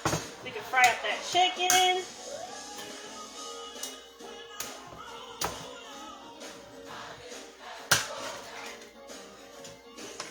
Superman himself breathed on this can of whatever the heck this is. These are tight.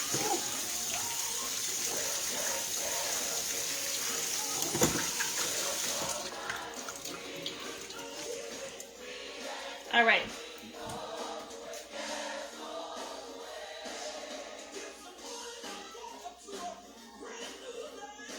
Okay, so I put the green beans. We're going to put these deviled eggs on, and we got to wash these dishes for a second. I put the green beans in that same broth that you saw me season up earlier. And, all right. Let's come over here and let's make these deviled eggs. So here's the egg yolks that I probably should get a clear bowl for you.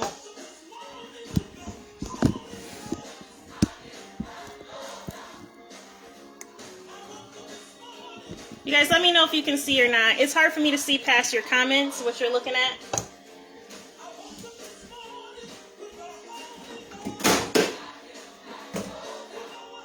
Okay, so need a little bit of mustard, mayo. I'm making simple deviled eggs, the same spoon we used before. I'm just gonna mash these egg yolks up. Can you guys see okay? Or let me get a clear bowl. That may be better. That may be a smarter option.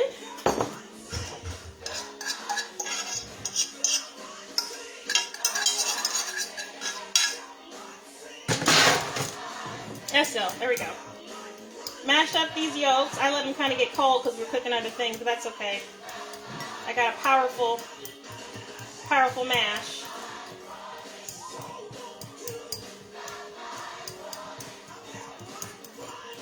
Okay, so you mash them up like that. I live up here in I say the north, but Midwest, whatever. I can't get Dukes, so I have to use the next best thing, which is Hellman's. But if you can get Dukes, please get some Dukes mayo. about a tablespoon. We're gonna start with a little bit of each ingredient until we get enough. Scoot the bowl over. Like that. I think I have a delay in seeing your responses, Jay, so let me know if that's good enough. Shake up your mustard, because it will be watery, and everything is ruined. A little bit of mustard. I use I don't want the sweet relish. I use sweet relish and dill relish. I know some people just use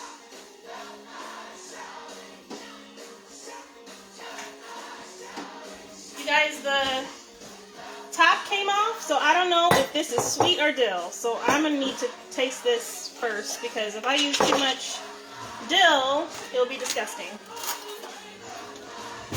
The label came off. Oh, that is dill. Sweet Jesus. Oh, I'm glad I tasted it, guys. This would have been messed up.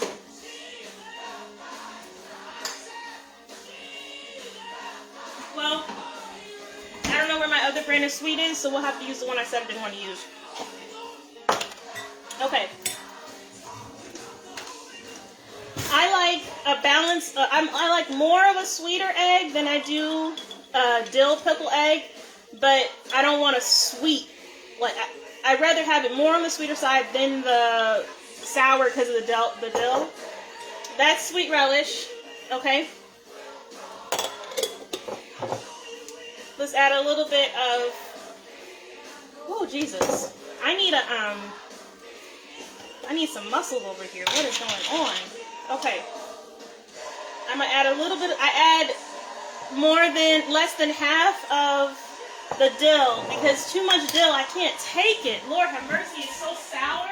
I don't know how people eat it like that. So I take a dash of sea salt for my eggs. A dash. I put it in my hand first so I don't oversalt it that much. So then black pepper. Use freshly cracked if you got it. Remember, I don't know how much. We're just going to keep adding. This is garlic. We're going to keep adding until it tastes good. This is onion.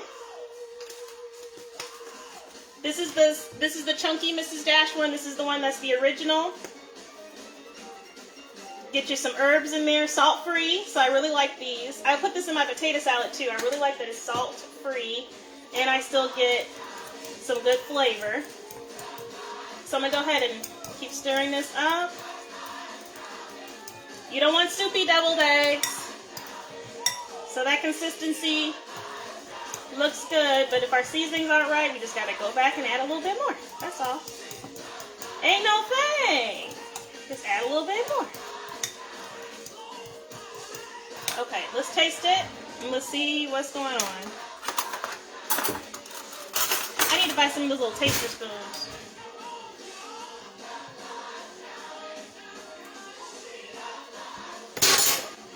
I need some more sweet relish. I knew I didn't add enough. Actually, I don't like this brand because I feel like, or this end of the jar, because I feel like it's not the relish part, it's like the water part, so I'm trying to get the water out. There we go. I get the pickle. I want the pickle. Now, if you like spicy food, go ahead and add yourself a little shot of, I said a shot. Go ahead and put a little bit of hot sauce on here. Maybe 2 or 3 dabs. If you really like hot sauce. But we're just making traditional, old-fashioned deviled eggs. Those are good. I want a little bit more sweet relish. You guys, my sweet relish is kind of like my sage. I need a little bit more. I'm done for real this time. That's all I need. Again, I told you, I like a little bit of dill, but more on the sweet relish.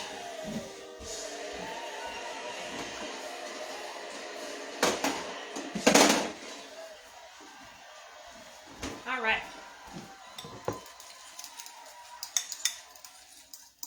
Now, discover fresh new tracks and new music videos every Friday on YouTube Music's Release I need that spoon. We're going to get us a little bag here.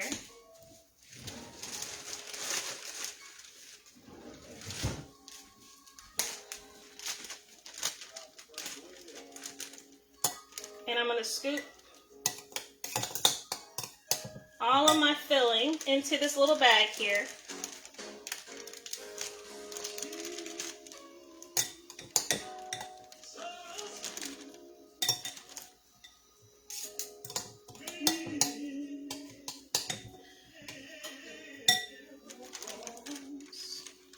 See, I grew up Baptist. We sing this song a little bit different than this man singing it.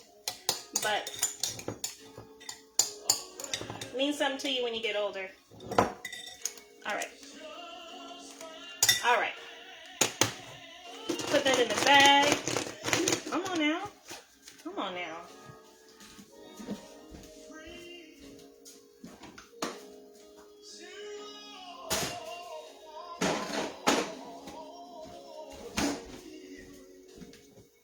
Alright, we're gonna have to wash these dishes in a second, but let's get these deviled eggs in the fridge.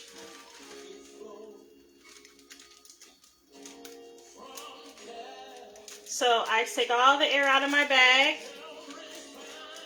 zip it up so it's not coming out of both ends, and you want to cut off this little tip right there to make yourself like a little funnel for this to come out.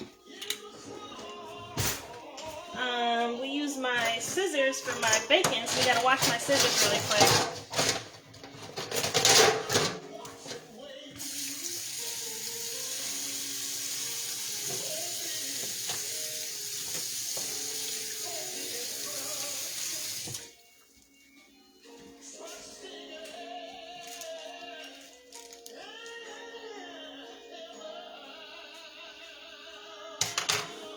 Alright, now we're gonna fill our eggs.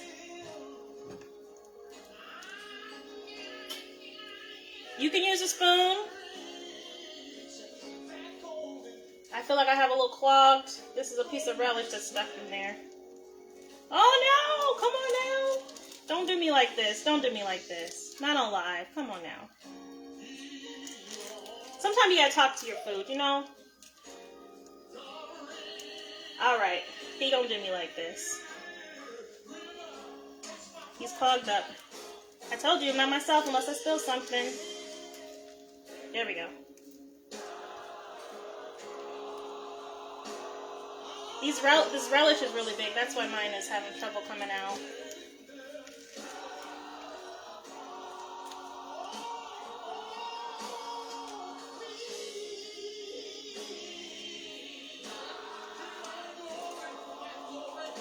Right, Jay, not the live.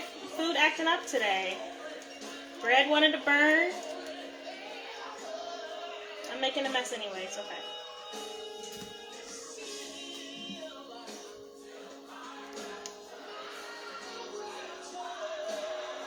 These are not pretty because this bag is not cooperating with me, but pretend like it's pretty, okay?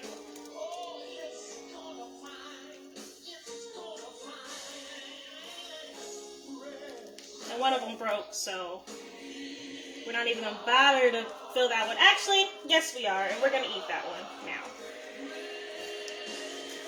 Put this rest of this filling here.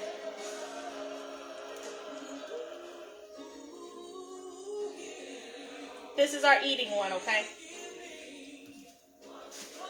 And it is good. Okay. So to be fancy, I add myself a little topping. A little bit of paprika. This is regular paprika, not smoked. I normally would reach for smoked, but it's okay. We're just making traditional ones. Didn't have all these fancy seasonings that we use nowadays. Okay. Paprika. And hi, Aunt Laverne. Hi. Oh my God. Hi, Epsilon. I haven't seen you since pharmacy class. Okay. And then some parsley. Make you feel like a fancy chef. That's what I call it, the fancy chef seasoning. And they, they sprinkle it.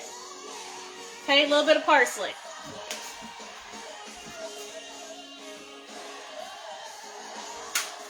Okay, now we're going to cover them with some plastic wrap, and we're going to put them in the fridge and let them warm up to the best of our ability before everything else is done.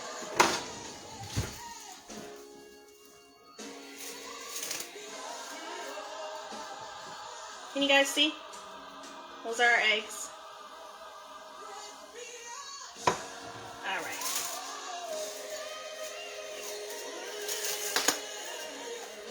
I hate plastic wrap. It is like never been my friend.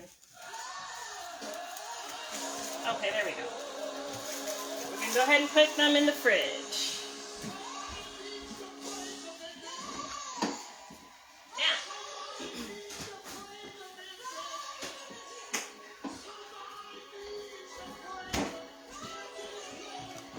Let's wash up these few little dishes, and then we're going to check on our beans. We're going to check on our beans, and you guys, thanks, Auntie. Oh, I'm sorry, Aunt Laverne. What was wrong with the camera? Let me know. Let's listen to this music. Let's wash up these few little dishes here. You can ask me questions. Let me know what your favorite church basement food is. And then we're going to check on those beans. I already peeped in the oven. Our dressing is doing okay. And then we're going to go ahead and make that batter for our chicken.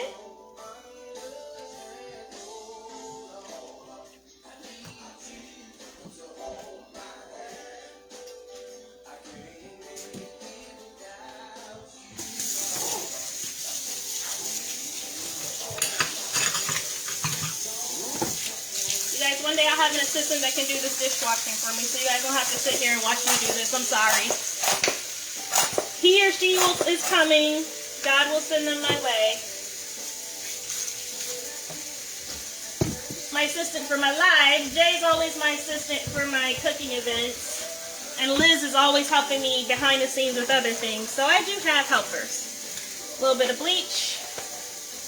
That was a lot of bleach. I know. I have like a, I need to use a lot of bleach in my dishes.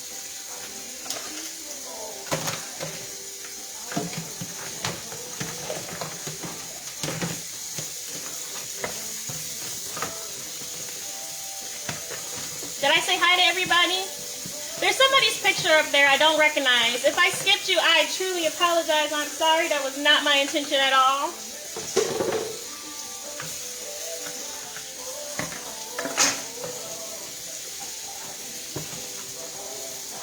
And maybe I should start using plastic dishes so we can just throw them away on camera. I don't have to wash them.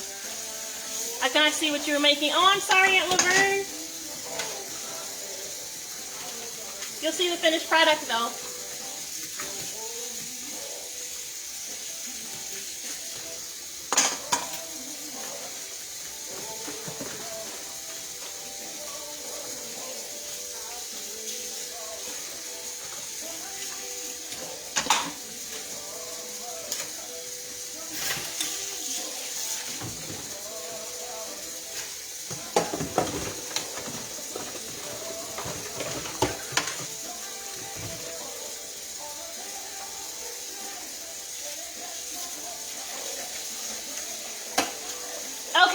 Miss Laura, thank you. Thanks for popping in.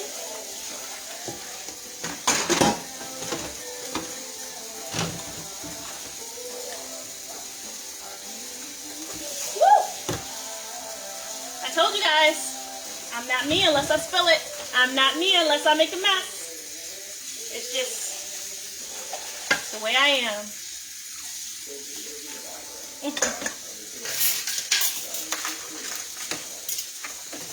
Clean up as you go. That way you don't have a lot of dishes when you're done. I'm wasting water doing it this way, though.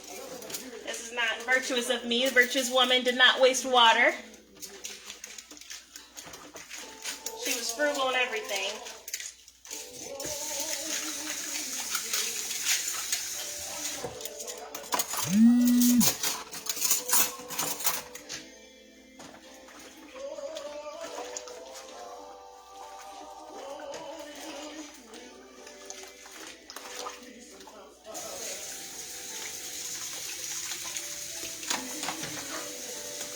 All right. See, those dishes didn't take any time.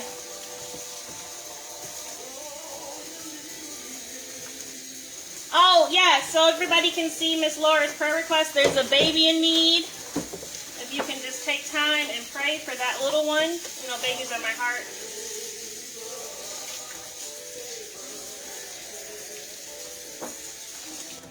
All right, dishes done. Except those ones we got over there, but that's okay.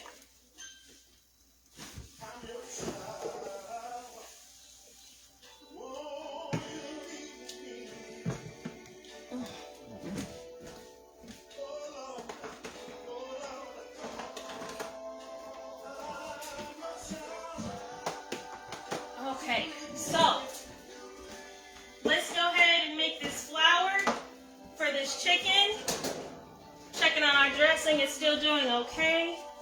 Let's make this flour for this chicken, and then we can go ahead and I'll teach you how to do the cake. Oh, we gotta check on these beans first.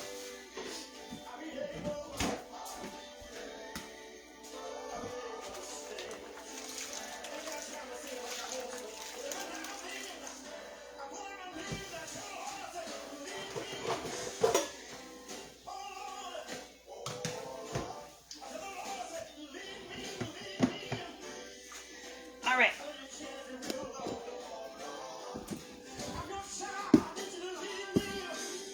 All right, let's check on these beans. This is the chicken. I'm gonna move this to, nope, it's too hot to move. Let's put this right here then. Let's check on these beans. These are the green beans. Remember, we already seasoned up this broth, but I am gonna need a little bit more. I can see here. I'm gonna go ahead and just tong away these neck bones here. I can do that actually in here. I just want the neck bones. I want each piece to have some neck bone juice and neck bone pieces of meat. These are some tough neck bones. And I let them cook for an hour and a half. That's what you get for getting them from a different store. There we go. This one's coming apart. Try YouTube Premium on us. These are cool enough to touch. There we go. They're cool enough to touch.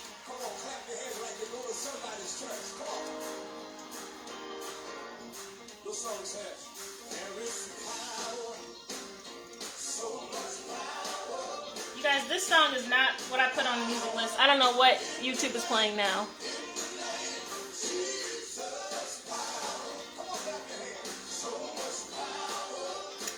Okay, so we got some neck bones in there.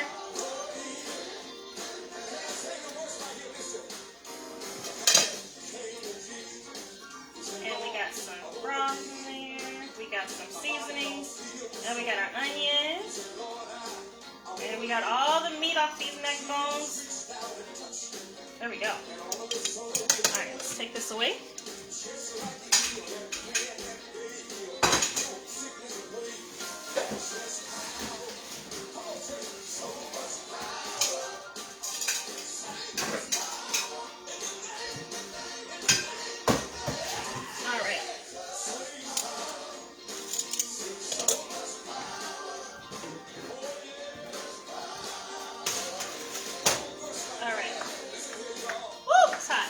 This is my grandmother's old pot. This is my grandmother's. I grew up with this. You guys, I love using her stuff. She was a church cook. All right, let's taste this broth for the beans. Let's make sure we got enough seasoning. I can tell right now that I'm gonna need a little bit more water just so they can cook even. So let's just at least check out the seasoning. Perfecto. Don't need a doggone thing. But we are going to put a little bit of water just so they can simmer a little bit better.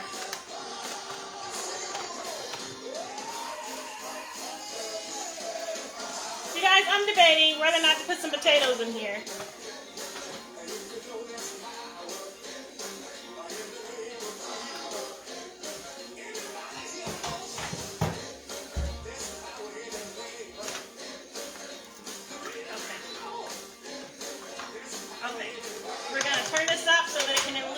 up a little bit more. Can you guys see okay? So these are the beans. And then let's look at the dressing that's in the oven. Do you freeze your leftovers? I do freeze my leftovers depending on what it is, but I'm a leftover person, so I will eat leftovers for like 5 days, like 4 or 5 days. So I eventually eat up all this stuff. I don't get tired of food, so I can't cook small portions. I'm talking to you, Miss Pat. Throw the potatoes in there. All right, Jay, we'll throw the potatoes in there. Let's check on these, this dressing first.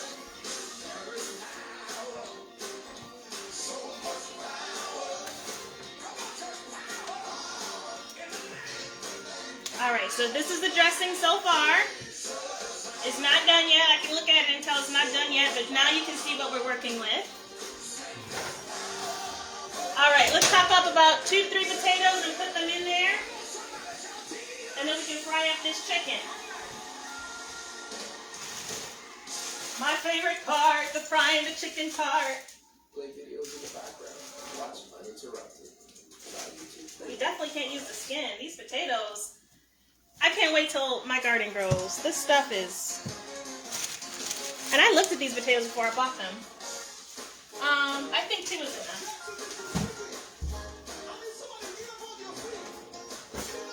You guys, I have no clue what in the world my computer is playing right now. This is not the music I picked.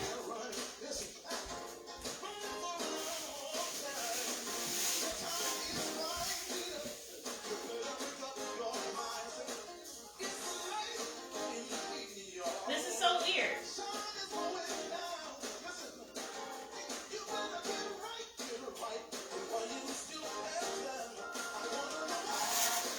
I'm just going to let it play because I don't know where my music went.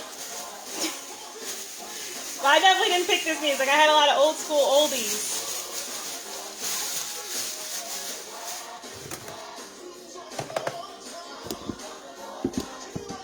Potatoes are the easiest thing to ever grow too. I know, right? I'm going to have to do that. Hi, LeVar. Mwah, mwah, mwah. Kisses to you. How much love do you put in each dish? As much as each can contain, until it's, here we go, scripture, overflowing, pressed down, shaken together, and running over with love. There we go. That's my sermon of the day. Let's wash these potatoes. Yep, until it's pressed down, shaken together, and running over. All right.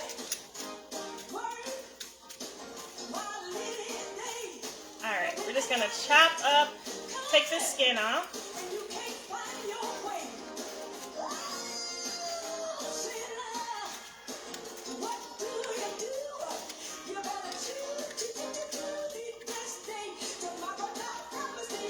You guys, this is so weird. Why is my computer playing like different music? This is not the music that was on my thing. I don't even know this song. Well, I kind of know the song, but I don't like know it.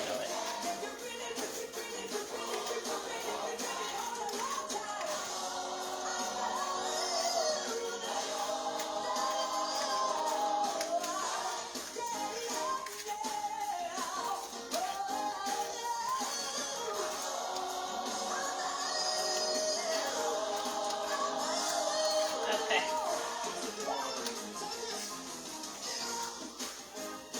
Alright, let's chop up these potatoes and put them in there. The smaller you chop them, the quicker they'll cook. I'm sure you guys knew that, but just in case, you never know. Some people aren't cookers.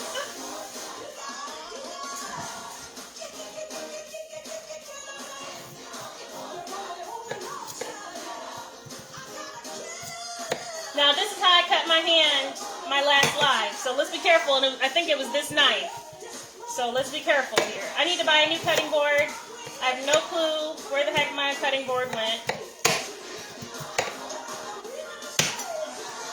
Do you know, no matter how many times you burn yourself cooking, you never get afraid of the fire. Can you Can you imagine that? No matter if you really love cooking, every cook has burnt their hand. I just got this revelation. But how come when we go through things in life, if we get burned or we get hurt, we won't go back? But things like cooking, driving, how many of us have had an accident or a fender bender? We still get back behind that wheel. So why do those things not hold us back, and we let other things that we go through in life hold us back? That just hit me. Like, wow. No matter how many times I burnt myself or cut myself, I will still get my behind back in this kitchen.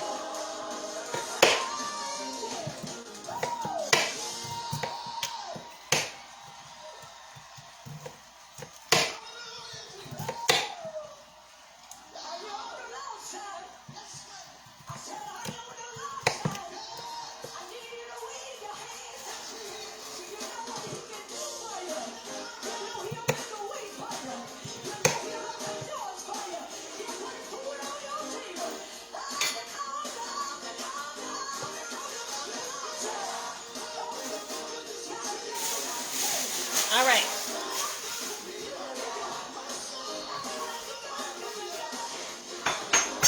All right, so let's stir these in. These potatoes, and I'm going to turn them up so that these potatoes can kind of come to a boil. And come to a boil and get done.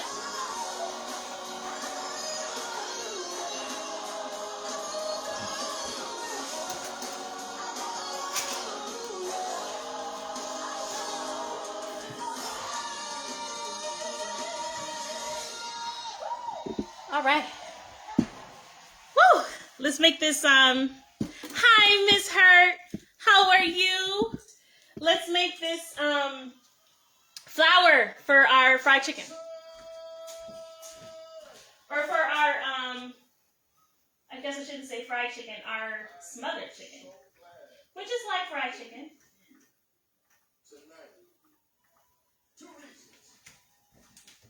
I'm going to use my good flour, though. Let's use this flour. All right, flour. We need us a baggie. Now, we're really basement cooking. I tried to get us some paper bags, or you can use like an old grocery bag, because I'm pretty sure that's how they did it down in the basement. With a paper bag or a grocery bag. We're going to use a Ziploc bag so you guys can see what I add to it. Okay? Let's come on this side. All right.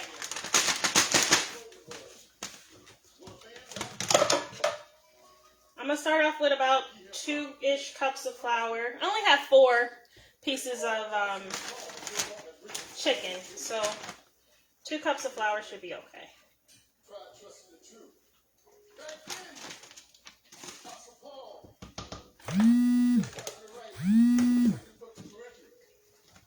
Oh, thank you, Miss Pat. Okay, so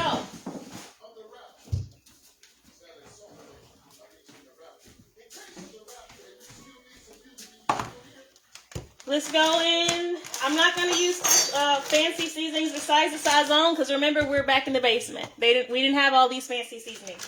So we're going to use some seasoning salt. Lord have mercy. My seasonings are not coming out today. Okay, seasoning salt. Put a little bit of, tad bit of Sazon in there. Woo! Onion.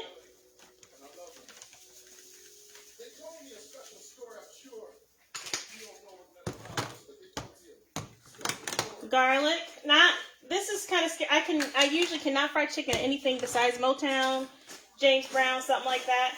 It's so funny I can fry church music. Garlic.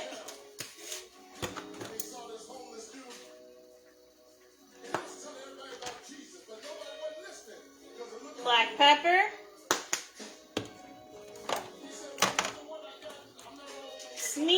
Teach.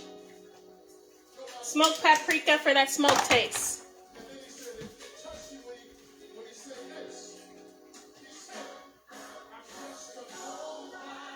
You guys, I cannot stand this music.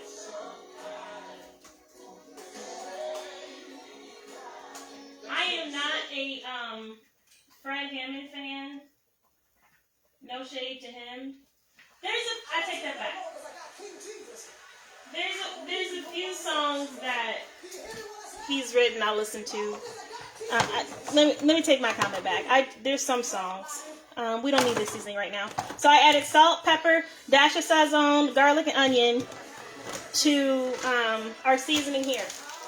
Remember, we're doing simple, just like Grandma and them did it. I didn't put any fancy seasonings in here. I would usually like to put a little bit of ground mustard and all that kind of stuff. When I fry chicken, I'll show you guys the way I fry chicken.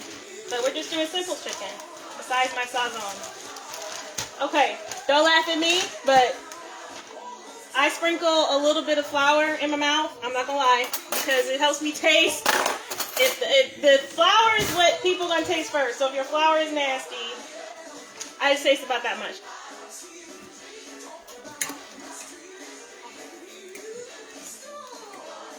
That's okay. That's good. The flour is the first thing people taste, okay? Let's go ahead and put...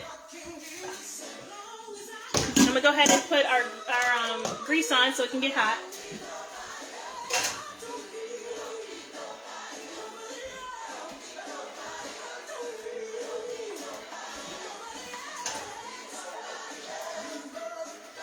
You guys, I just spilled some grease. I'm telling you, I would not be me if I didn't spill something.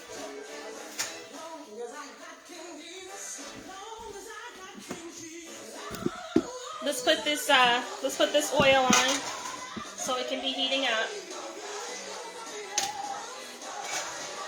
I'm just going to use some vegetable oil today. I usually like to fry in canola oil, but vegetable oil is what I'm looking at, so we're just going to use this. Now you can skillet fry this smothered chicken first, but I kind of like mine not all the way deep fried. But actually, I do prefer deep fried, but I'm not going to all the way deep fry it today. We're going to do a little bit in between deep fry and skillet fry, okay? A little bit in between. And electric stoves, remember I told you, put the fire on 7, in between 6.5, 7. If you've got a gas stove, around, I think I said 6. If you watch my pork chop video, I taught you guys how to count the notches. All right. Here's our smothered chicken that we let sit in some buttermilk and some seasonings. I just get each piece.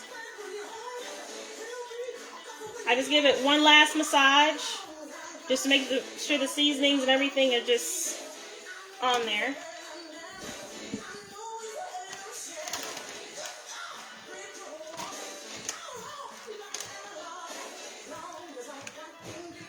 I like to get mine a little bit of buttermilk on each piece and then get it to fry in here.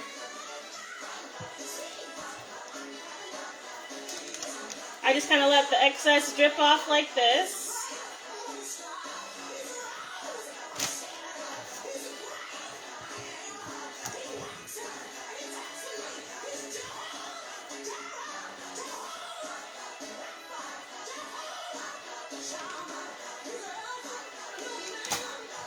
One last piece. Oh, guys, I forgot to put the baking powder in this flour. I knew I was forgetting something. That's okay. That's one of my secrets to getting a crispy chicken. I put a little bit of baking powder in my flour. Man, it's okay.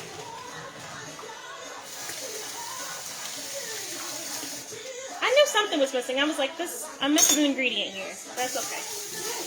So many different ways to make things. We're making it work.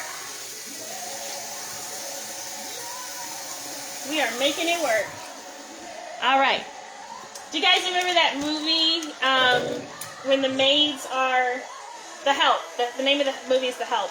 Do you guys remember the part where I think her name was Sylvia, when she's mixing the chicken up and she's like, "This is so fun! That's my favorite part, and every time I do this with the chicken, I think about that part. I love that part. Hey, Wendy, how are you? How are you?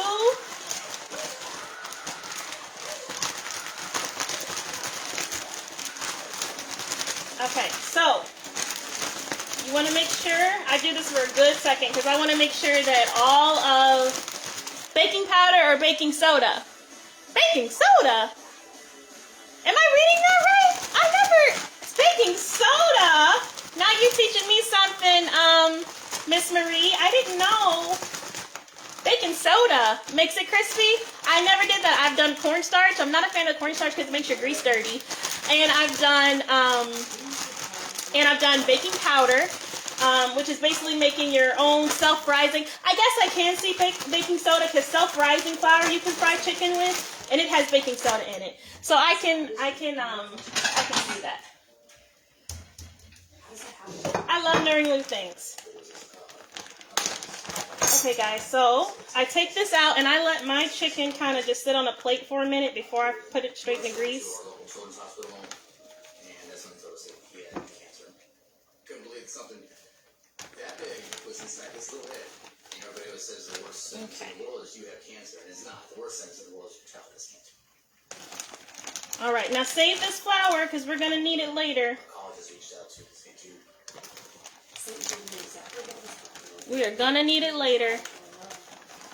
The discoveries that St. Jude makes are shared freely. If you see a piece that needs some flour, just put it on there. It's fine. All right, this is good stuff here. So save it A cancer cover. because we will need it. We never got it from St. Jude ever. Okay, so let's move the chicken over here. Let's check on this dressing.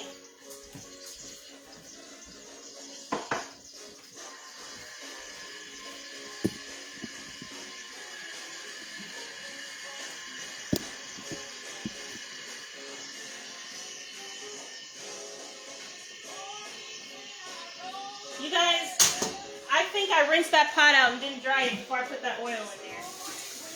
You guys, this is live TV. So, change of plans. I'm going to skillet fry this like I said I wasn't going to do. I think that's why I was making that noise. I'm going to skillet fry it instead.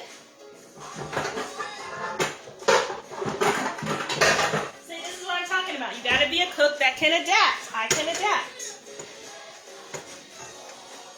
So we're going to skillet fry it instead.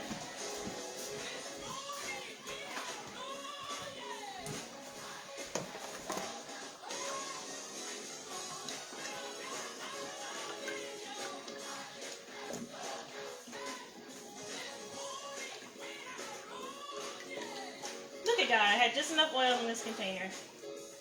Ain't God good? I said, ain't God good? All right. Let's check on this dressing. You stole their face and voice. That is me, Wendy. I use baking powder for the air fryer and I use cornstarch or potato flour. Potato flour? Okay, that's something we have to try. Hi, Shanae. Hi, Cousin Shanae. Hi, Auntie Gloria, if you're watching with Cousin Shanae. All right.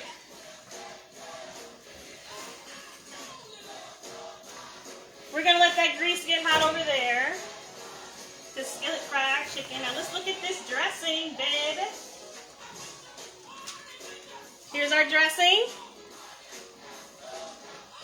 Here we go. I'm going to cook it a little bit longer because I like mine with a little bit more of a brown top. A little bit of a crispier top. So, I'm going to cook it just a little bit longer, okay? Guys, don't let me forget it's in there like you did the bread. I'm just kidding. That was my fault. Let's stir these potatoes and green beans.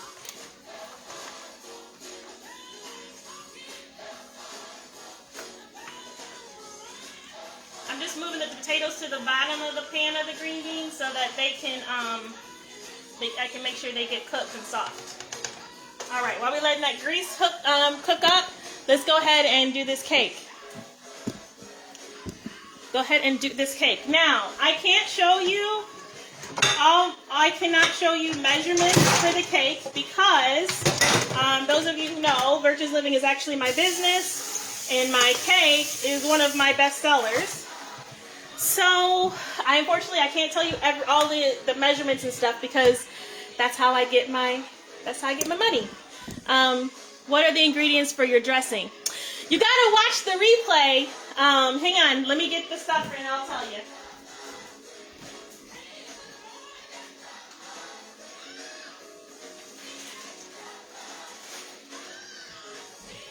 So I pre-measured out before the video all my stuff for my cake so that you guys can see the procedure. This is softened butter.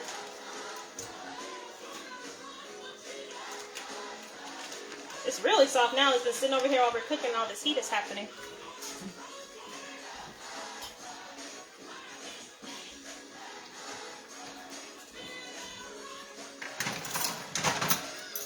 Alright.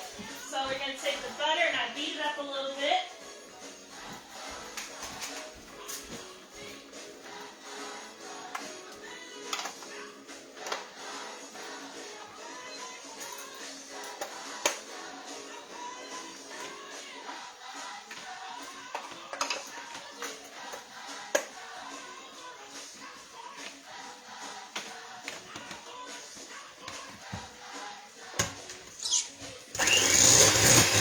The grease is still getting hot. Put my plate to the side. Got you.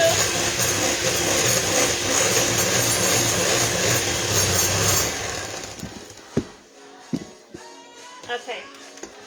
Let me know if you guys can see okay, if you need me to move the camera down or anything. I put some cream cheese in mine. Shanae, did you get some cake? I made your mommy a cake. Did you get some? From my Auntie Gloria. I love my Auntie Gloria.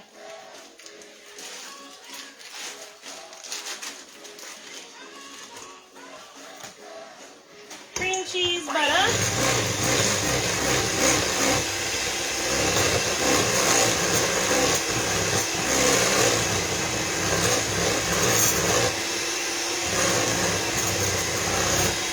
Watching that grease over there, making sure it's not getting too hot. I do maybe like 1/3 of the sugar at a time. I don't put it all in there at once. I just do a little bit at a time.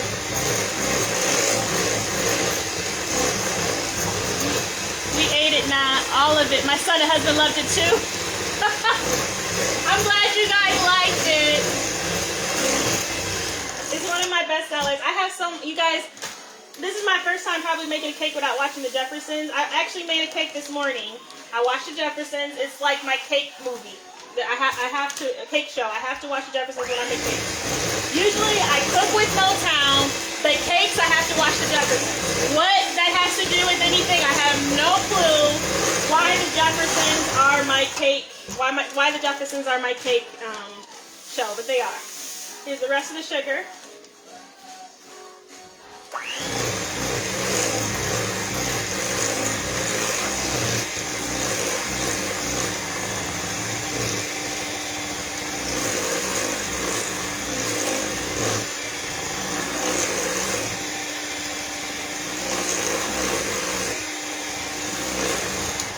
Let me check on that dressing. I'll be right back.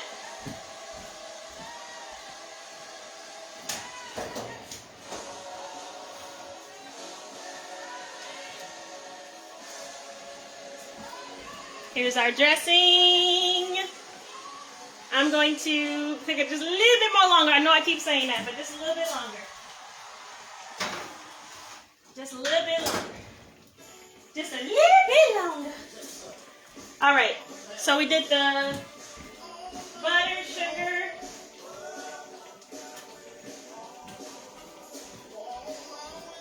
Now, this is the zest. This is all my extracts and flavors that I put in my cake. I pre-measured it out before the video. And here's my lemon zest. Y'all know some of my ingredients, but you don't have it all. Lemon zest. all my extracts and flavors and stuff, all my good stuff. Your cakes keep me off my diet. You are probably one of my best. Let me see. You order a cake about every 2 weeks. You are probably my most faithful customer when it comes to my cakes. I think if I look back at my history, I think you order a cake about every 2 weeks. Let me check and see if this flour is hot. Flour's not ready yet, so we're going to keep making this cake.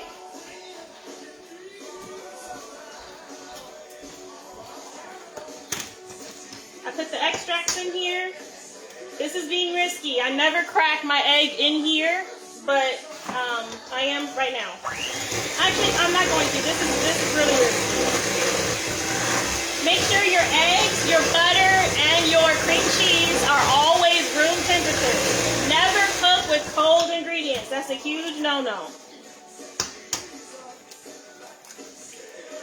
Never cook with cold ingredients. If I have 5 cakes I have to make, I'll get up at maybe 4 or 5 in the morning, sometimes 6, depending on what time my deliveries are. And I'll let my eggs and stuff sit out for maybe 3 hours or so. Everything gets soft. This is how I really do it. I crack my egg in here first. The reason you never see professional chefs crack their egg in here is because if you have a bad egg, you've just ruined your whole thing. Okay? 6 eggs go in my cakes.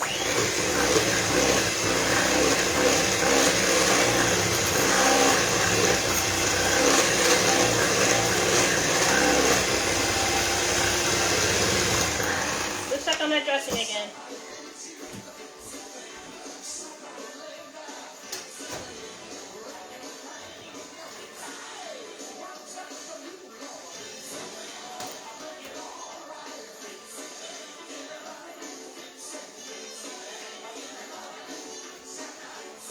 Alright guys, here's the dressing.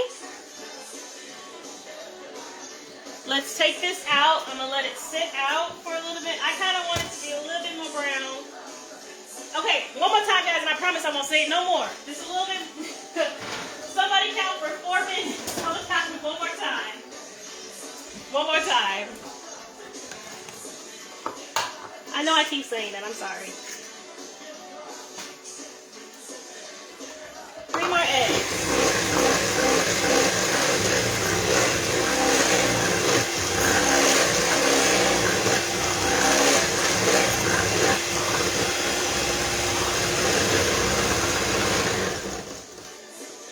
Who is Sunday dinner for?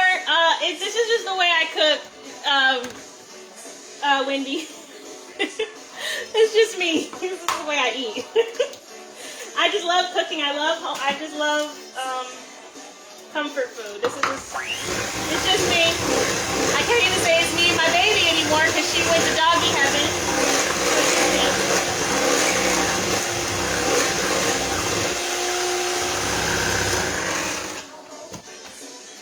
All right, one more egg and then we need to check on our grease for our chicken.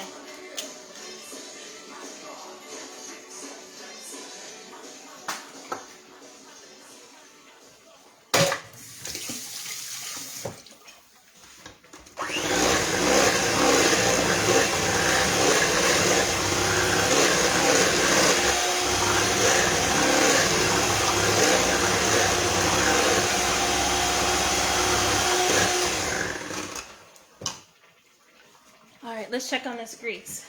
Oh, guys, my back is hurting. Help me, Jesus. All right.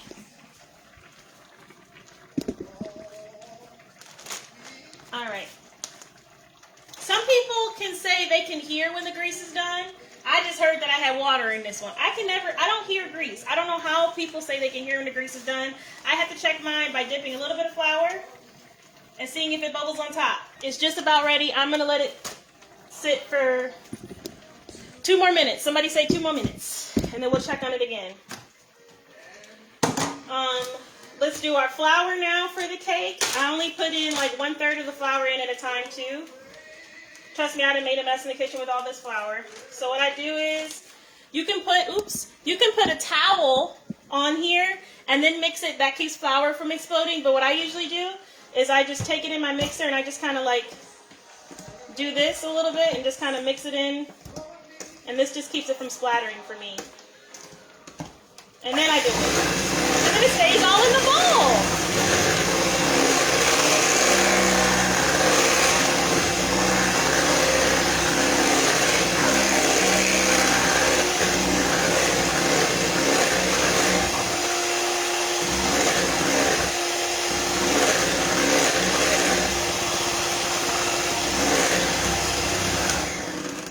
You don't want to overmix the flour portion. Let's put this chicken on.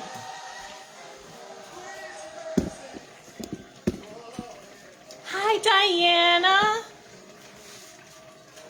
You need one for the 5th? Okay, I got another order for the 5th, so I will add you to my list. I got you, Miss Marie.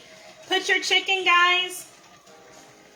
Make sure you put your chicken skin downwards, okay? So I grab the skin. Please be careful, don't burn yourself. Woo! Oh, it didn't get me. Oh, I'm just being dramatic. Didn't I say don't burn yourself and then I do it? Just like I told you today, don't burn the bread and then I did it.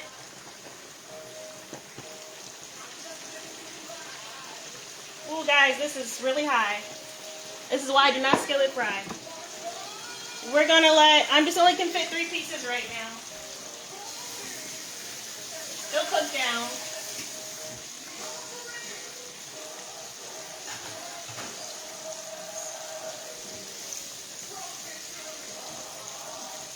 It's almost like I would have almost messed up. Jay, don't laugh at me. You know I'm clumsy. Okay, for real this time, we can take this dressing out.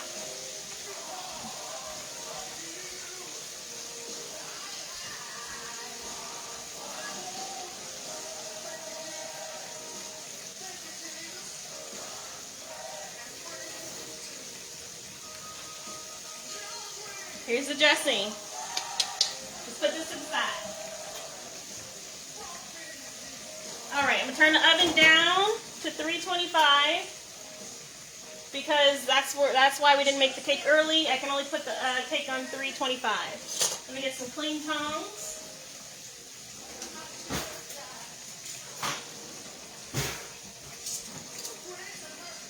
Ooh, thank you, Jesus. This did not overflow. That would have been so embarrassing. All right. My back hurts. I'm okay. Here's the chicken. You see how golden it is? Can you see? You see how golden it is? That's that sazon for you, baby. That's that sazon. All right, let's finish this cake. Ask your mom about my grandma pound cake and fried chicken in a shoebox. You talking about, yes, I know, on the way to Mississippi. I already know this story, Wendy, yes, I already know this, about my Aunt Sally. I already know. You ain't telling me nothing. I know about my Aunt Sally and her fried chicken in a shoebox. I love my Aunt Sally. Okay.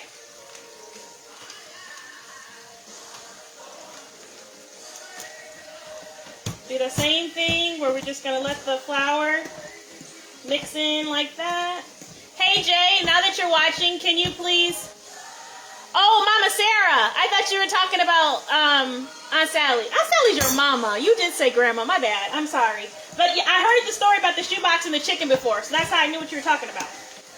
Okay, now I'm going to mix this in.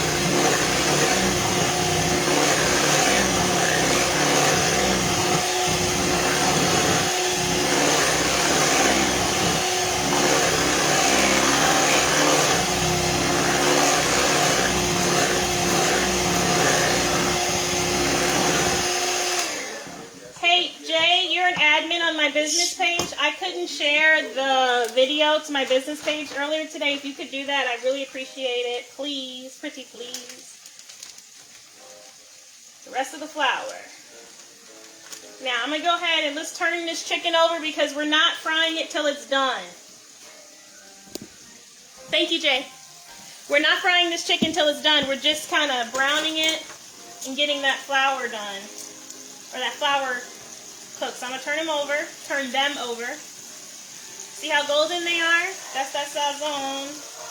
Oh, I really hate that I forgot to dry out that other pot because I really like them deep fried, but this is okay. This is gonna work. I'm not gonna complain.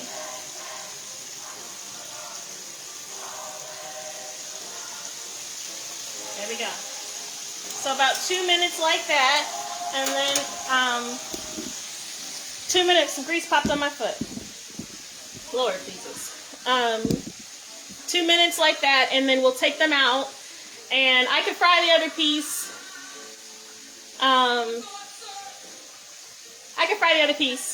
And then we're gonna put all of it back into the big skillet.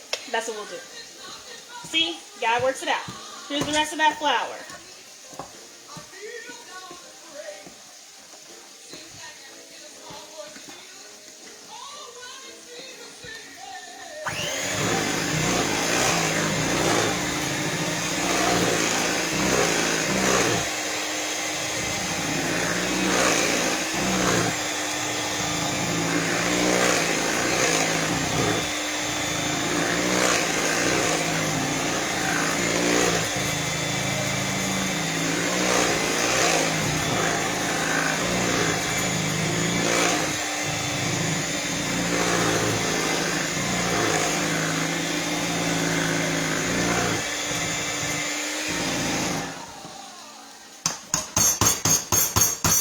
Okay. Now. Oh, I didn't show you this dressing that we finished. Right here. That's the dressing. That's our dressing. Okay, let's look at this chicken here. I'm going to go ahead and put this chicken on a paper towel and put that other chicken here. This should be warm by now. This was our leftover juice.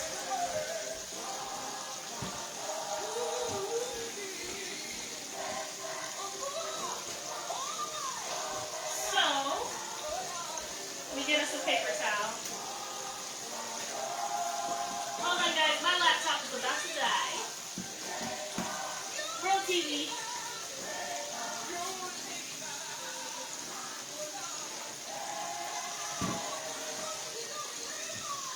All right. So let's take a paper towel. We're going to get a plate, and we're going to take this chicken out, and we're going to put that other one in.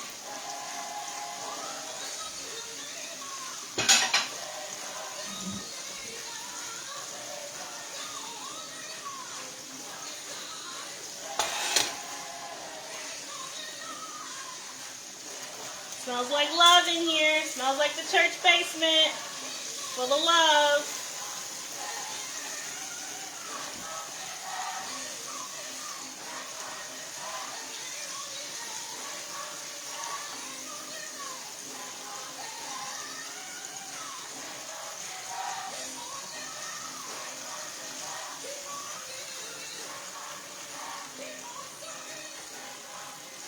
Look at that. The chicken. All right. We're going to go ahead, skin down, put this other piece on.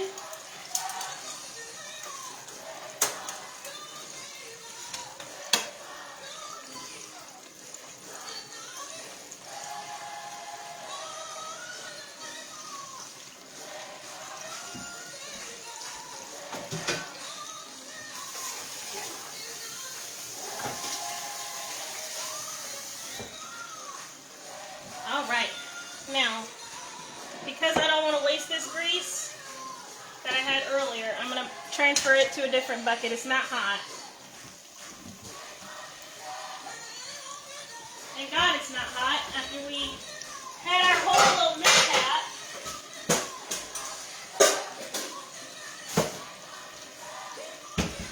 Now normally you would use some of this grease in here, but we're improvising because I messed up. It's alright. This is what we're going to do. I'm going to pour this grease into this bowl. I'm going to pour most of it off. I'm going to go ahead and just start a gravy, and I can always add a little bit of that grease to here later.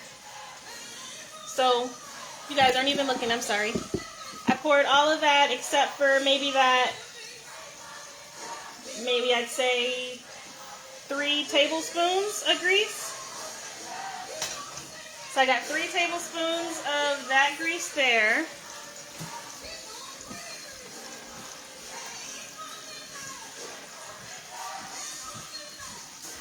All right.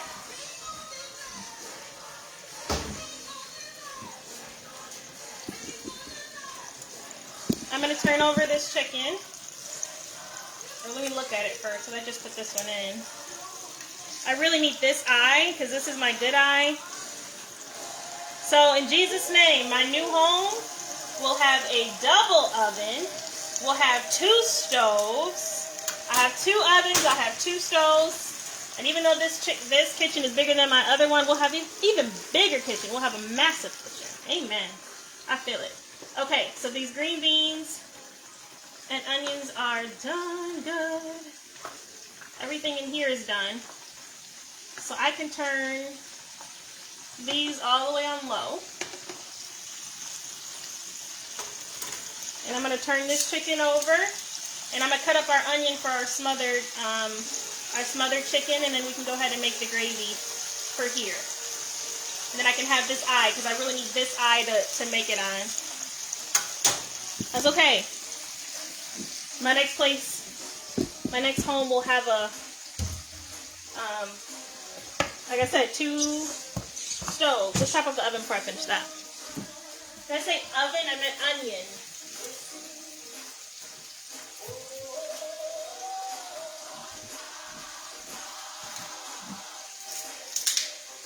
Now, smothered chicken, I have done onion, I have done it with bell pepper and onion, and I've added some celery. I've done a whole bunch of fancy stuff. I've done different things to the gravy, made gravy different ways, but today we're just doing traditional, simple, easy, grandma in the basement, which was just an onion and some water and some good old broth. And she smothered it. They didn't have all these fancy things we put in it. I mean, they may have put a bell pepper in it, but it just wasn't extreme. I don't think the grandmas down there were putting heavy cream in it and half and half and cream of chicken soup. I do that sometimes. Like, I think it was just onion, water, and chicken base, or chicken broth, or just seasoning.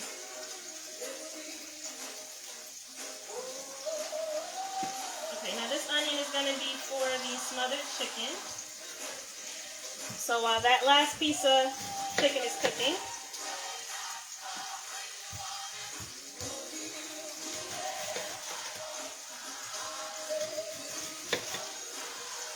I'm okay with the big onions because I don't mind them. But you cut yours up however you want to cut yours up.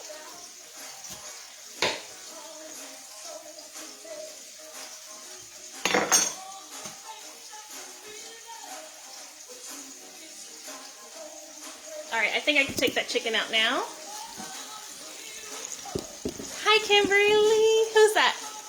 Hi, Miss Kimberly. How are you? How's your brother? How's your sisters? How's your mom? How's your dad? I haven't talked to you for a really long time, since DCCS. Alright. We're taking that chicken out.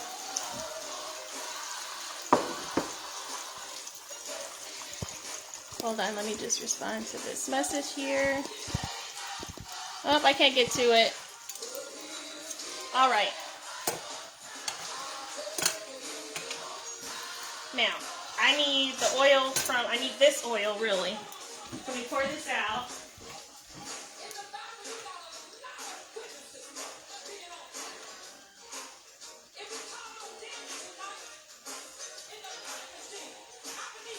Alright, I poured that oil out. So, alright guys, let's pray because I'm dangerous.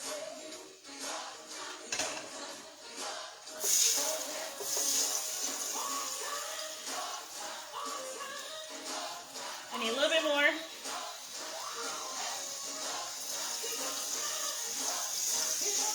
That's probably too much, but it's okay. All right.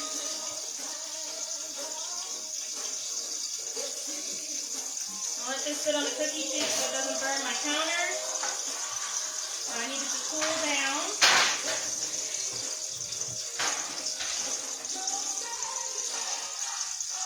Actually, the cookie sheet is not going to work, so give me a second. Let me just get some foil so I don't have a huge burn mark on my counter here.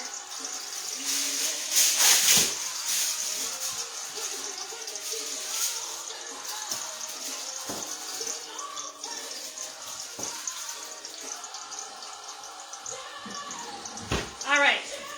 In here is just the grease from... This is just grease from the chicken like you just saw. We're going to take a whisk. And we're going to take some of that same... we're going to first take our onion. And then we're going to take some of that same flour that we used earlier. Just trying to saute the onion up a little bit. I just kind of break them a piece in here.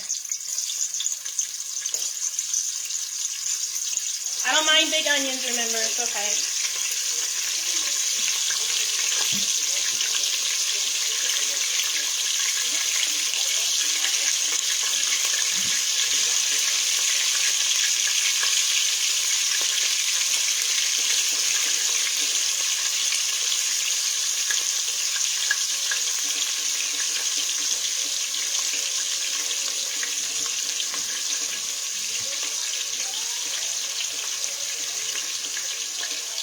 Now you really, if I would have had another bowl to pour my chicken grease in, you really want to get that, you want to get those little crumbs at the bottom, because that's all flavor.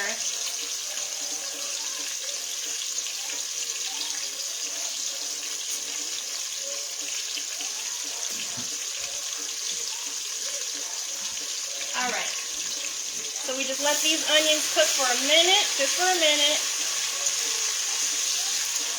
Can you guys see okay?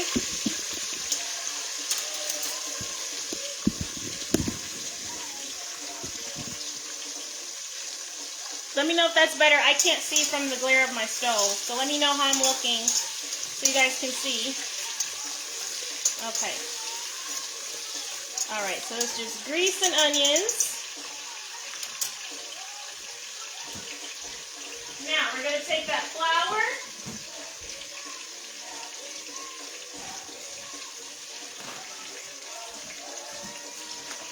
A little bit at a time.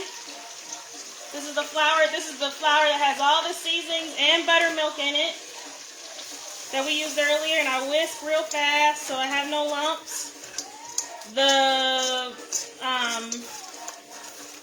The longer you let your gravy cook, the more red it's going to get. Can you move the camera down a bit? Yes, I can.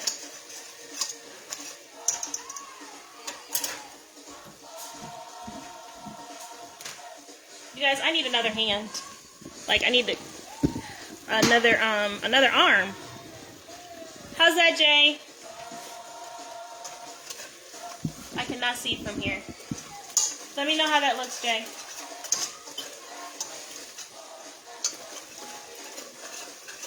Alright, I'm still letting this gravy cook. I want it to be a little bit thicker, because I like me a thick gravy on my smothered chicken. It's worse. What do I need to do? Move it up?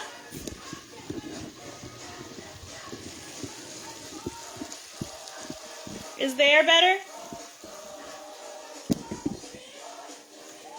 You be the camera guy. And you can see that this, if you can see, this flour is yellow. You moved it closer, but not lower.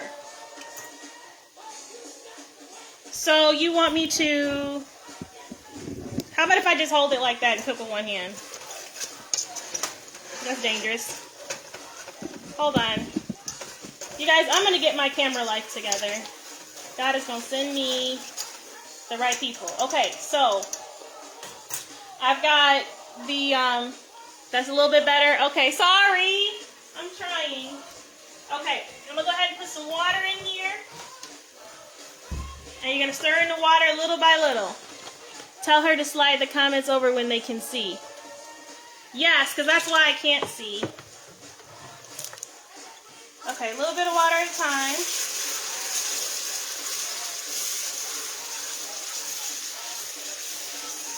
As you can see, it's making a paste. That's what you want. A little bit of water at a time. If you like celery, go ahead and chop you up a little bit of celery to put in here. Maybe about a half a stalk for the flavor. There we go.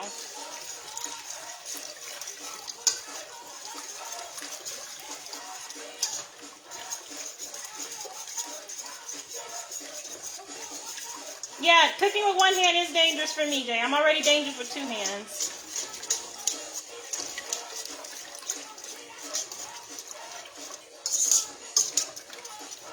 Okay, good. So I can tell right now I'm going to need another gallon of water because this one we use for the beans, and I need a little bit more. But this gravy is nice and thick.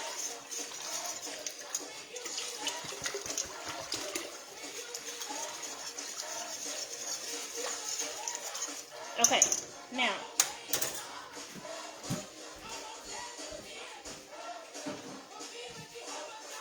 next thing I'm going to do is remember, I can see on my laptop how you guys are seeing. So let me try to move it back a little bit. That may be better. Okay, that seasoning I told you got to be careful because I don't use it much because it can get salty. I'm going to use it because I'm making chicken broth.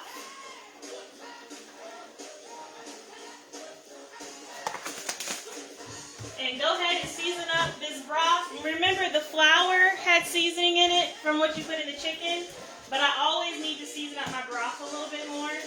So I'm just going to hit it with a little bit of that chicken base. I'm going to hit it with, this is much better, huh? I hit it with the chicken base. I hit it with some garlic. Hit it with a little onion. And we're going to hit it with some,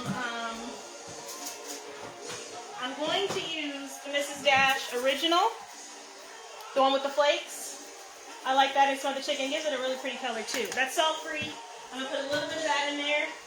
I know that's not old school, but I just like it. So we have a little bit of a compromise. I'm going to put just a little bit of oregano in here. I don't think I make chicken without oregano ever.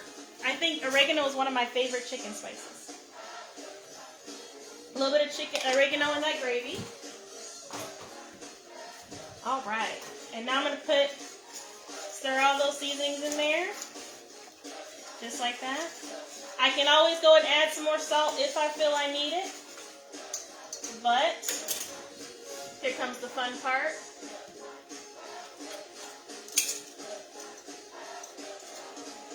I'm going to put the chicken in there. Look how pretty that sazon makes the chicken. I'm going to put the chicken in there just like so.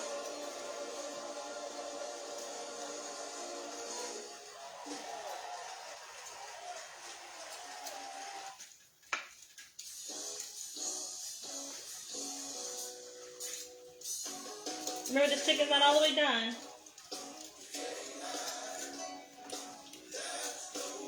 Now,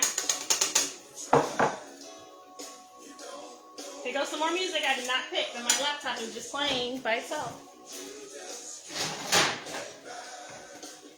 This is kind of getting funny to me. Okay. Now I just take some of this gravy and I spoon it over like the pieces that are showing. I just spoon it over so that each piece, is covered in gravy. You can use a bigger pot if you want, but it's okay. It's all going to get done still and smothered. So I just spoon this over. It's going to thicken up. Don't worry about that. I promise. Now for the smothering process. We're going to put the top on.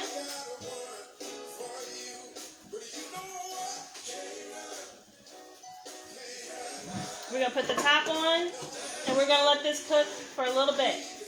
Let's start everything else off because we're all done here.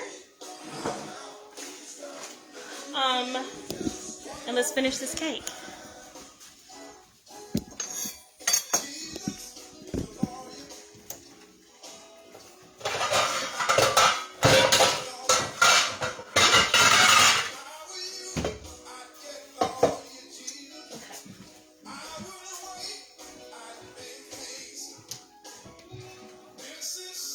You can also put that smothered chicken in the oven if you like.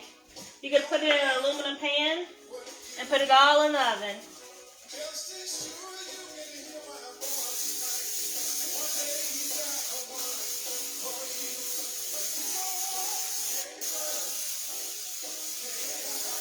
So I just spray my little pan here for my cake.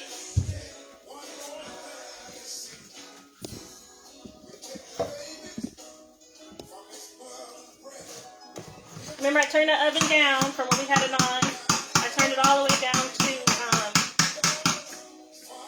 325. That's what I make the cakes at.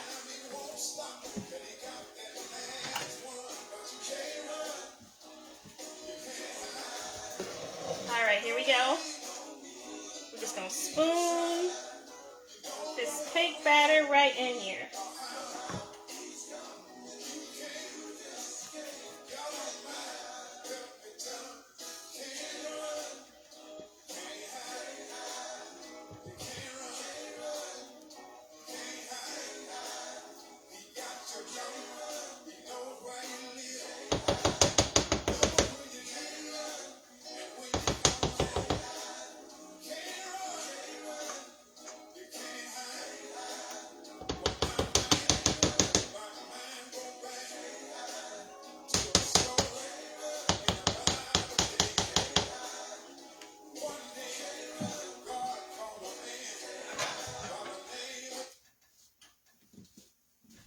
Oh, music stop. Okay. This is how I get the air bubbles out. I just shake it and twist like this. And then this is about to be very loud, but I'm sorry. This is also what I do.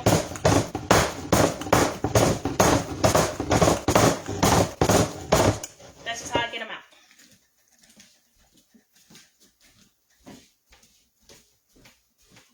Okay. You guys, it is getting hot in here. All right, so next thing we do, camera almost fell over. I'm gonna dry this out, and I'm going to put my cake on here.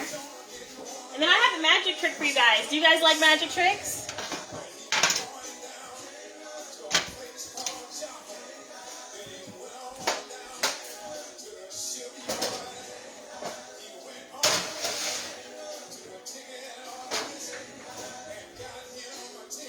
Here's a magic trick. Close your eyes. Are you ready? Here's the magic trick.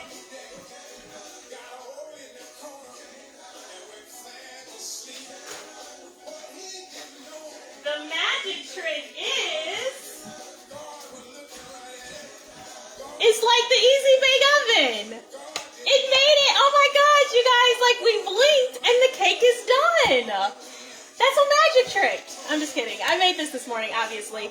So I made it the same way that we just made. You just saw me make it. That other one. I'm going to show you how to make the icing. We're going to ice this. We're going to clean up these last few dishes. And then that smothered chicken should be done. Okay? Don't take no time to smother. Don't laugh at me, Jay. It don't take no time to smother. You could put this in the oven, like I said, if you want. This is the wrong spoon. This is a spoon.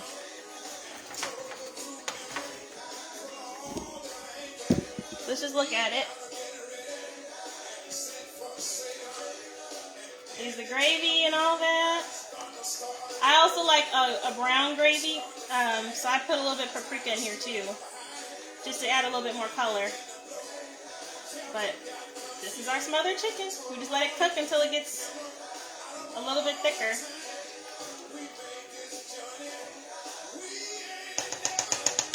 I'm going to add a little bit more paprika though, for the color. Auntie P says it doesn't do anything for the flavor, just for the color. And I don't agree. I don't all the way agree. I think that smothered chicken, I agree that paprika does have a little bit of a taste, just a little bit. All right, so I put that in there. See how I turned it a little bit more brown? That's what I like. I like mine a little bit more brown. And the longer it cooks, the more it's gonna become even prettier. Okay, I'm gonna taste this to see if I need any extra seasonings, okay? Let's taste this first.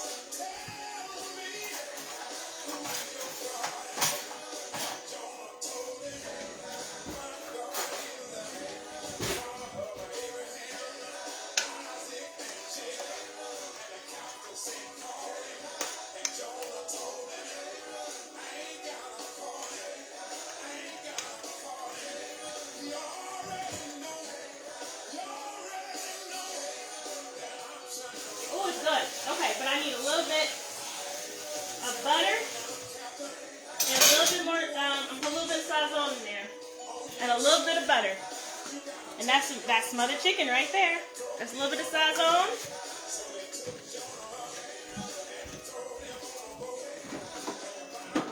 And we're gonna use some butter. Be careful because butter can get salty on you, so always add more if you want.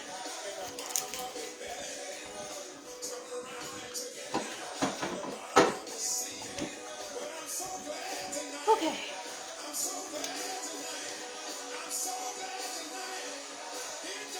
Look at that pretty color, that sazon, that paprika made it. I put all the seasoning over here, so I just gotta stir that up. And that butter is gonna get on there. Again, I'm gonna spoon over these pieces that are sticking out a little bit.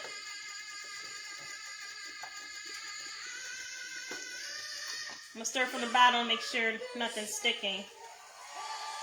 Oh, you guys, look at this. Look at this gravy.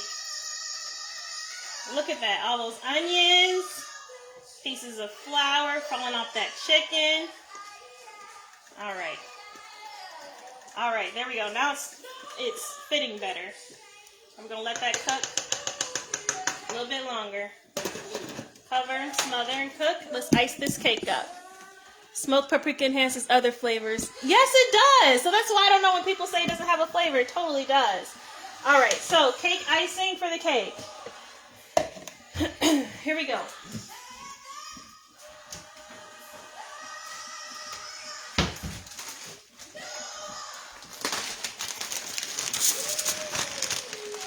I don't know how much, I just do it. I'm going to take some powdered sugar.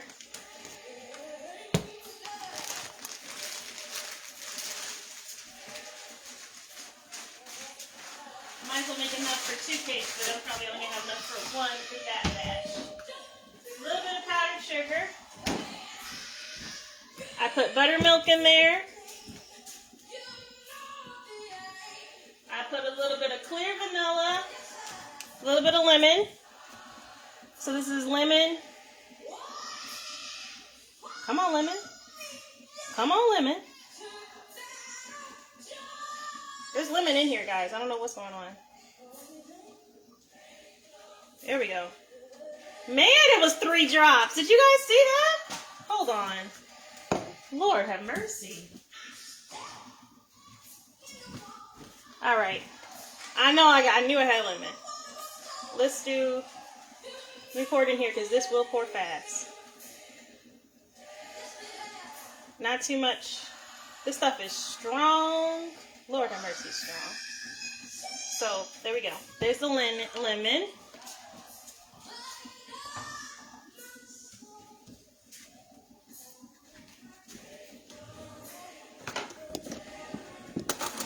Get a spoon.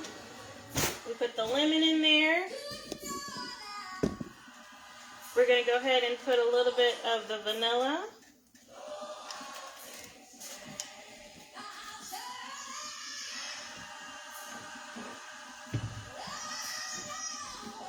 A little bit of buttermilk.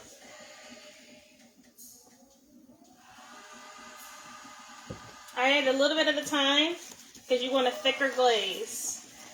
It takes a minute to really get there. My Sunday dinner, I'm cooking smothered chicken, mashed potatoes, and green beans. Yes, Auntie, you better do it.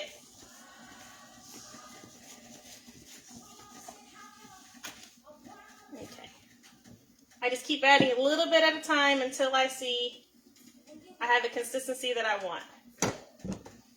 You can put real lemon in here too. If you have some left over, you can put some crushed lemon peel in here. I'm giving you guys some ideas. It's okay. Just do a little bit of buttermilk at a time, because trust me, powdered sugar can get overly liquidy so doggone fast it doesn't even make sense. Or you can count to 10. The stuff will be overly liquidy. Okay, maybe a little bit more.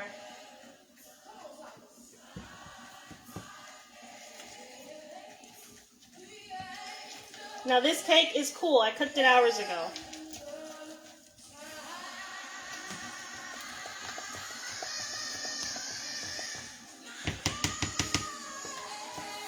You see that? That's too clumpy. It's not, you want it smooth. So just a little bit more.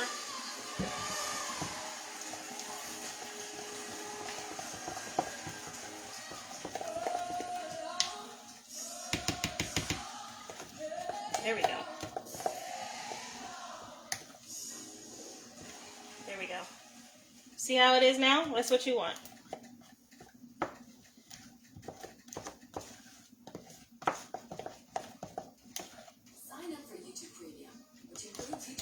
You see it?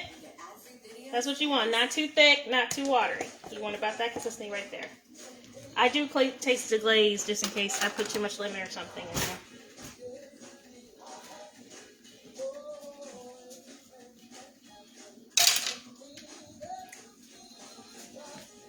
Okay.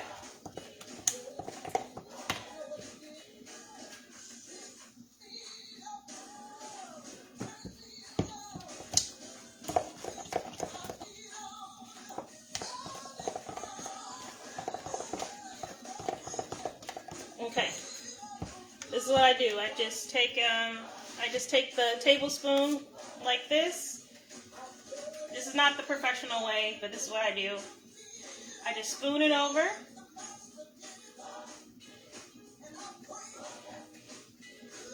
And as you can see, it starts running down the sides.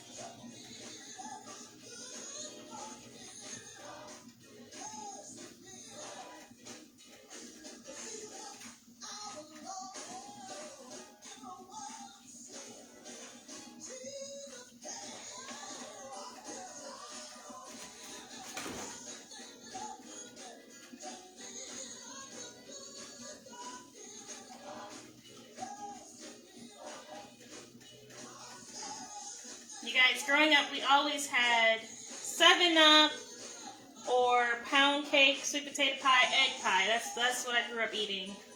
I'm actually not a cake person, which is really funny why this cake is one of my best sellers. Okay, now, once I get the top,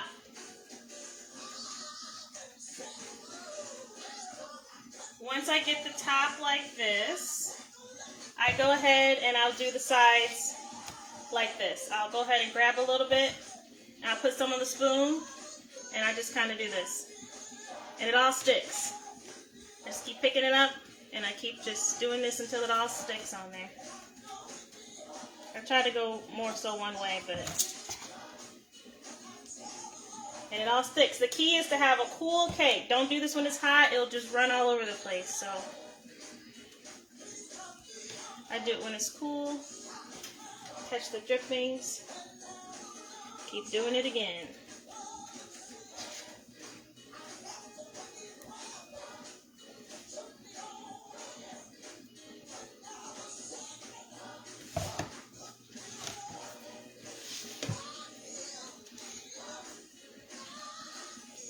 You guys, our food is done now. After I'm done with this, that smothered chicken should be done. I have it up a little bit higher than normal because I'm with you guys, so it should be done. We got our deviled eggs are done. Our dressing is done. Green beans are done. Cake is done except for this icing. So we just made another meal together.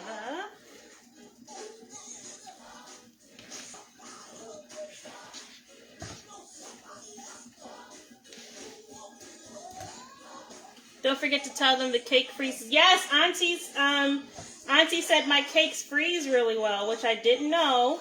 She said how long did you say you had yours in the freezer, Auntie? I forgot. But she said that she put it in the same container that she took out the freezer, put it in the microwave, but she said it just tasted like I had just gave it to her. So my cakes do freeze well. FYI, some people, they don't come per slice individually when I'm not doing an event. So if you ever want to buy a big, a whole cake, you can. And you can freeze it. You don't have to, you're not obligated to eat it all at one time. All right, I'm just about done icing this.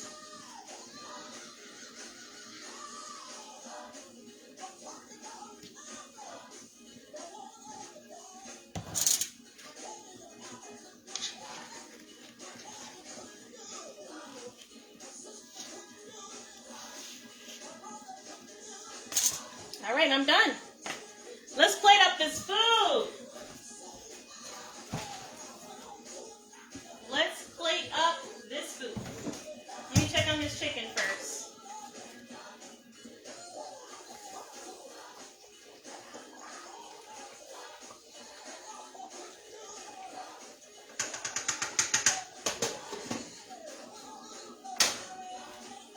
All right, guys, so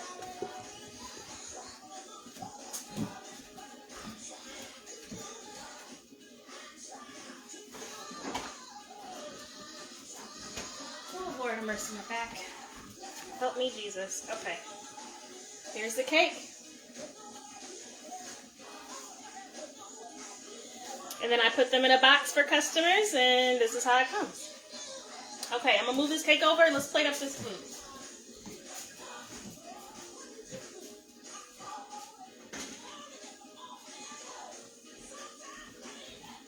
So, guys, it would not be a, oh, I need to cut a slice for the camera, huh? It would not be a church dinner without this finishing touch. So I'm going to go get that finishing touch, which I got sitting out for you guys. Guys, I dropped the spatula. I told you. I'm always dropping something. Always. Lord have mercy. Hold on one second.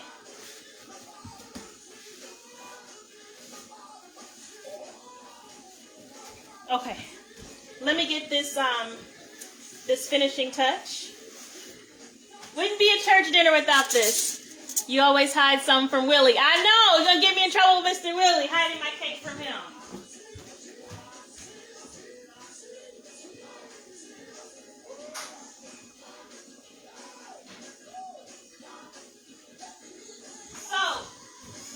This would not be a church dinner without a carryout. We gotta put it in the carryout just like we were in the church basement, getting our plate and going home. So let's plate this up.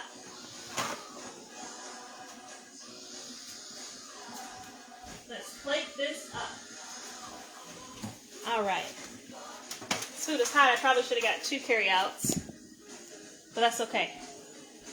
So let's start over here with the green beans.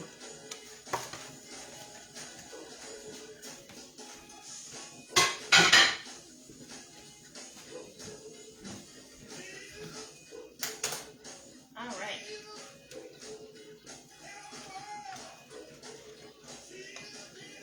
I want to get some meat. Ooh, look, every piece has meat and potatoes in it.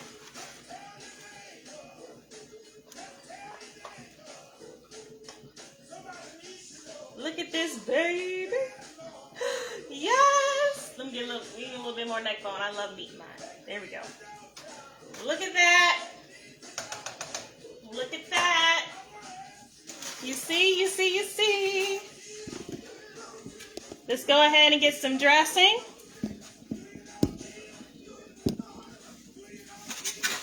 There's our dressing.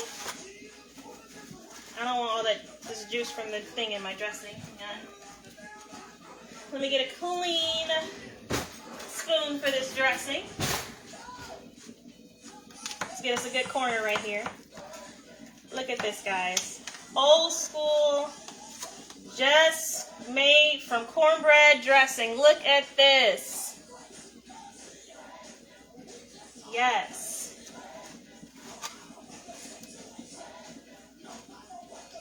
Look at this. Yes. Just like Grandma and them.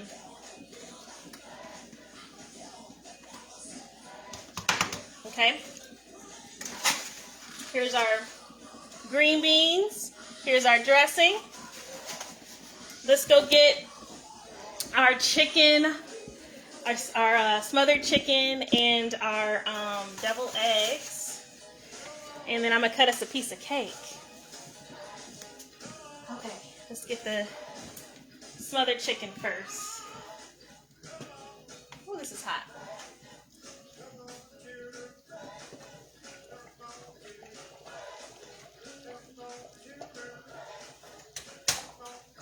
Woo! Why not check if that was hot and I still burn my hand? You guys, I'm telling you. Okay, let me turn this down. I'm gonna get us a good piece of chicken right here. I'm gonna keep you guys there for just 1 second so I can get the chicken out of here.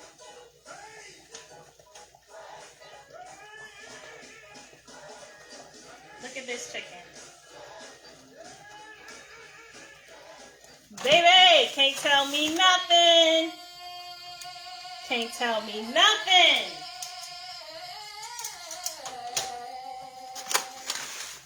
Look at this.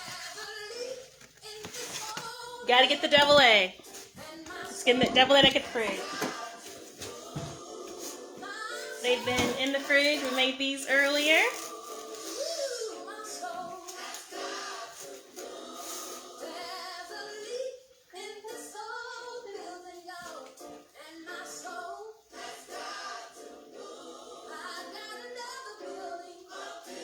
I'm going to put 2 eggs on here for decoration purposes.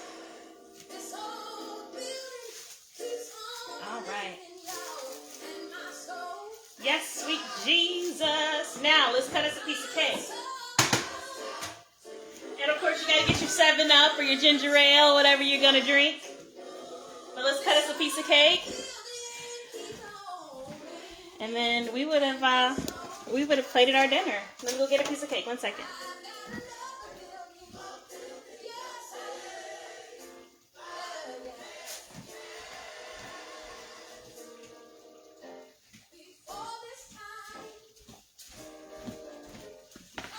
This is our grease that's cooling. I use that for onions. I can't use that.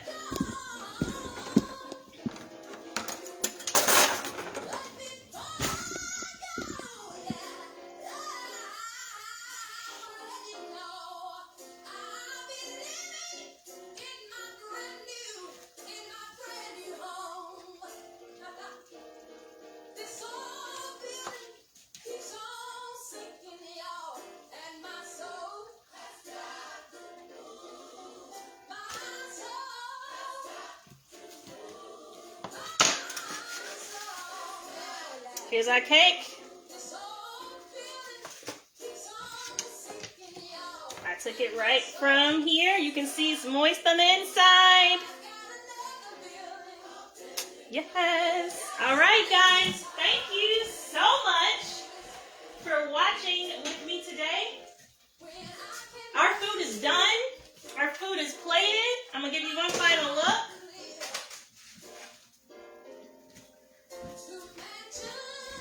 One final look. Hang on, let me take my phone from here. Thank you, Jay. This is our church basement dinner. Cornbread dressing made from scratch, deviled eggs, smothered chicken, green beans with neck bones, a little bit of bacon, and some potatoes. And then good old-fashioned lemon pound cake. Lemon pound cake. Yes. So, you guys, I had so much fun. Uh-oh, my camera won't let me go back. As usual, I had so much fun cooking with you. I can't wait to see you for our next episode of The Church Basement. I've got a whole list of things we're going to be making. However, I think that the next time we meet is going to be for my Valentine's Day special. I've got a whole bunch, well, I'll say I've got a good 5 recipes for the entire family. So not just the couples, but for the kids to make with the parents or with the single parents or with the grandparents or whatever. My Valentine's Day special is the one that we'll probably do next, so that you can have, some sweet treats for your Valentine young loves as well, aka your kids. Okay? Thank you. I got some eating to do. Okay? Love you. Mwah, mwah, mwah, mwah. Thank you. Bye-bye.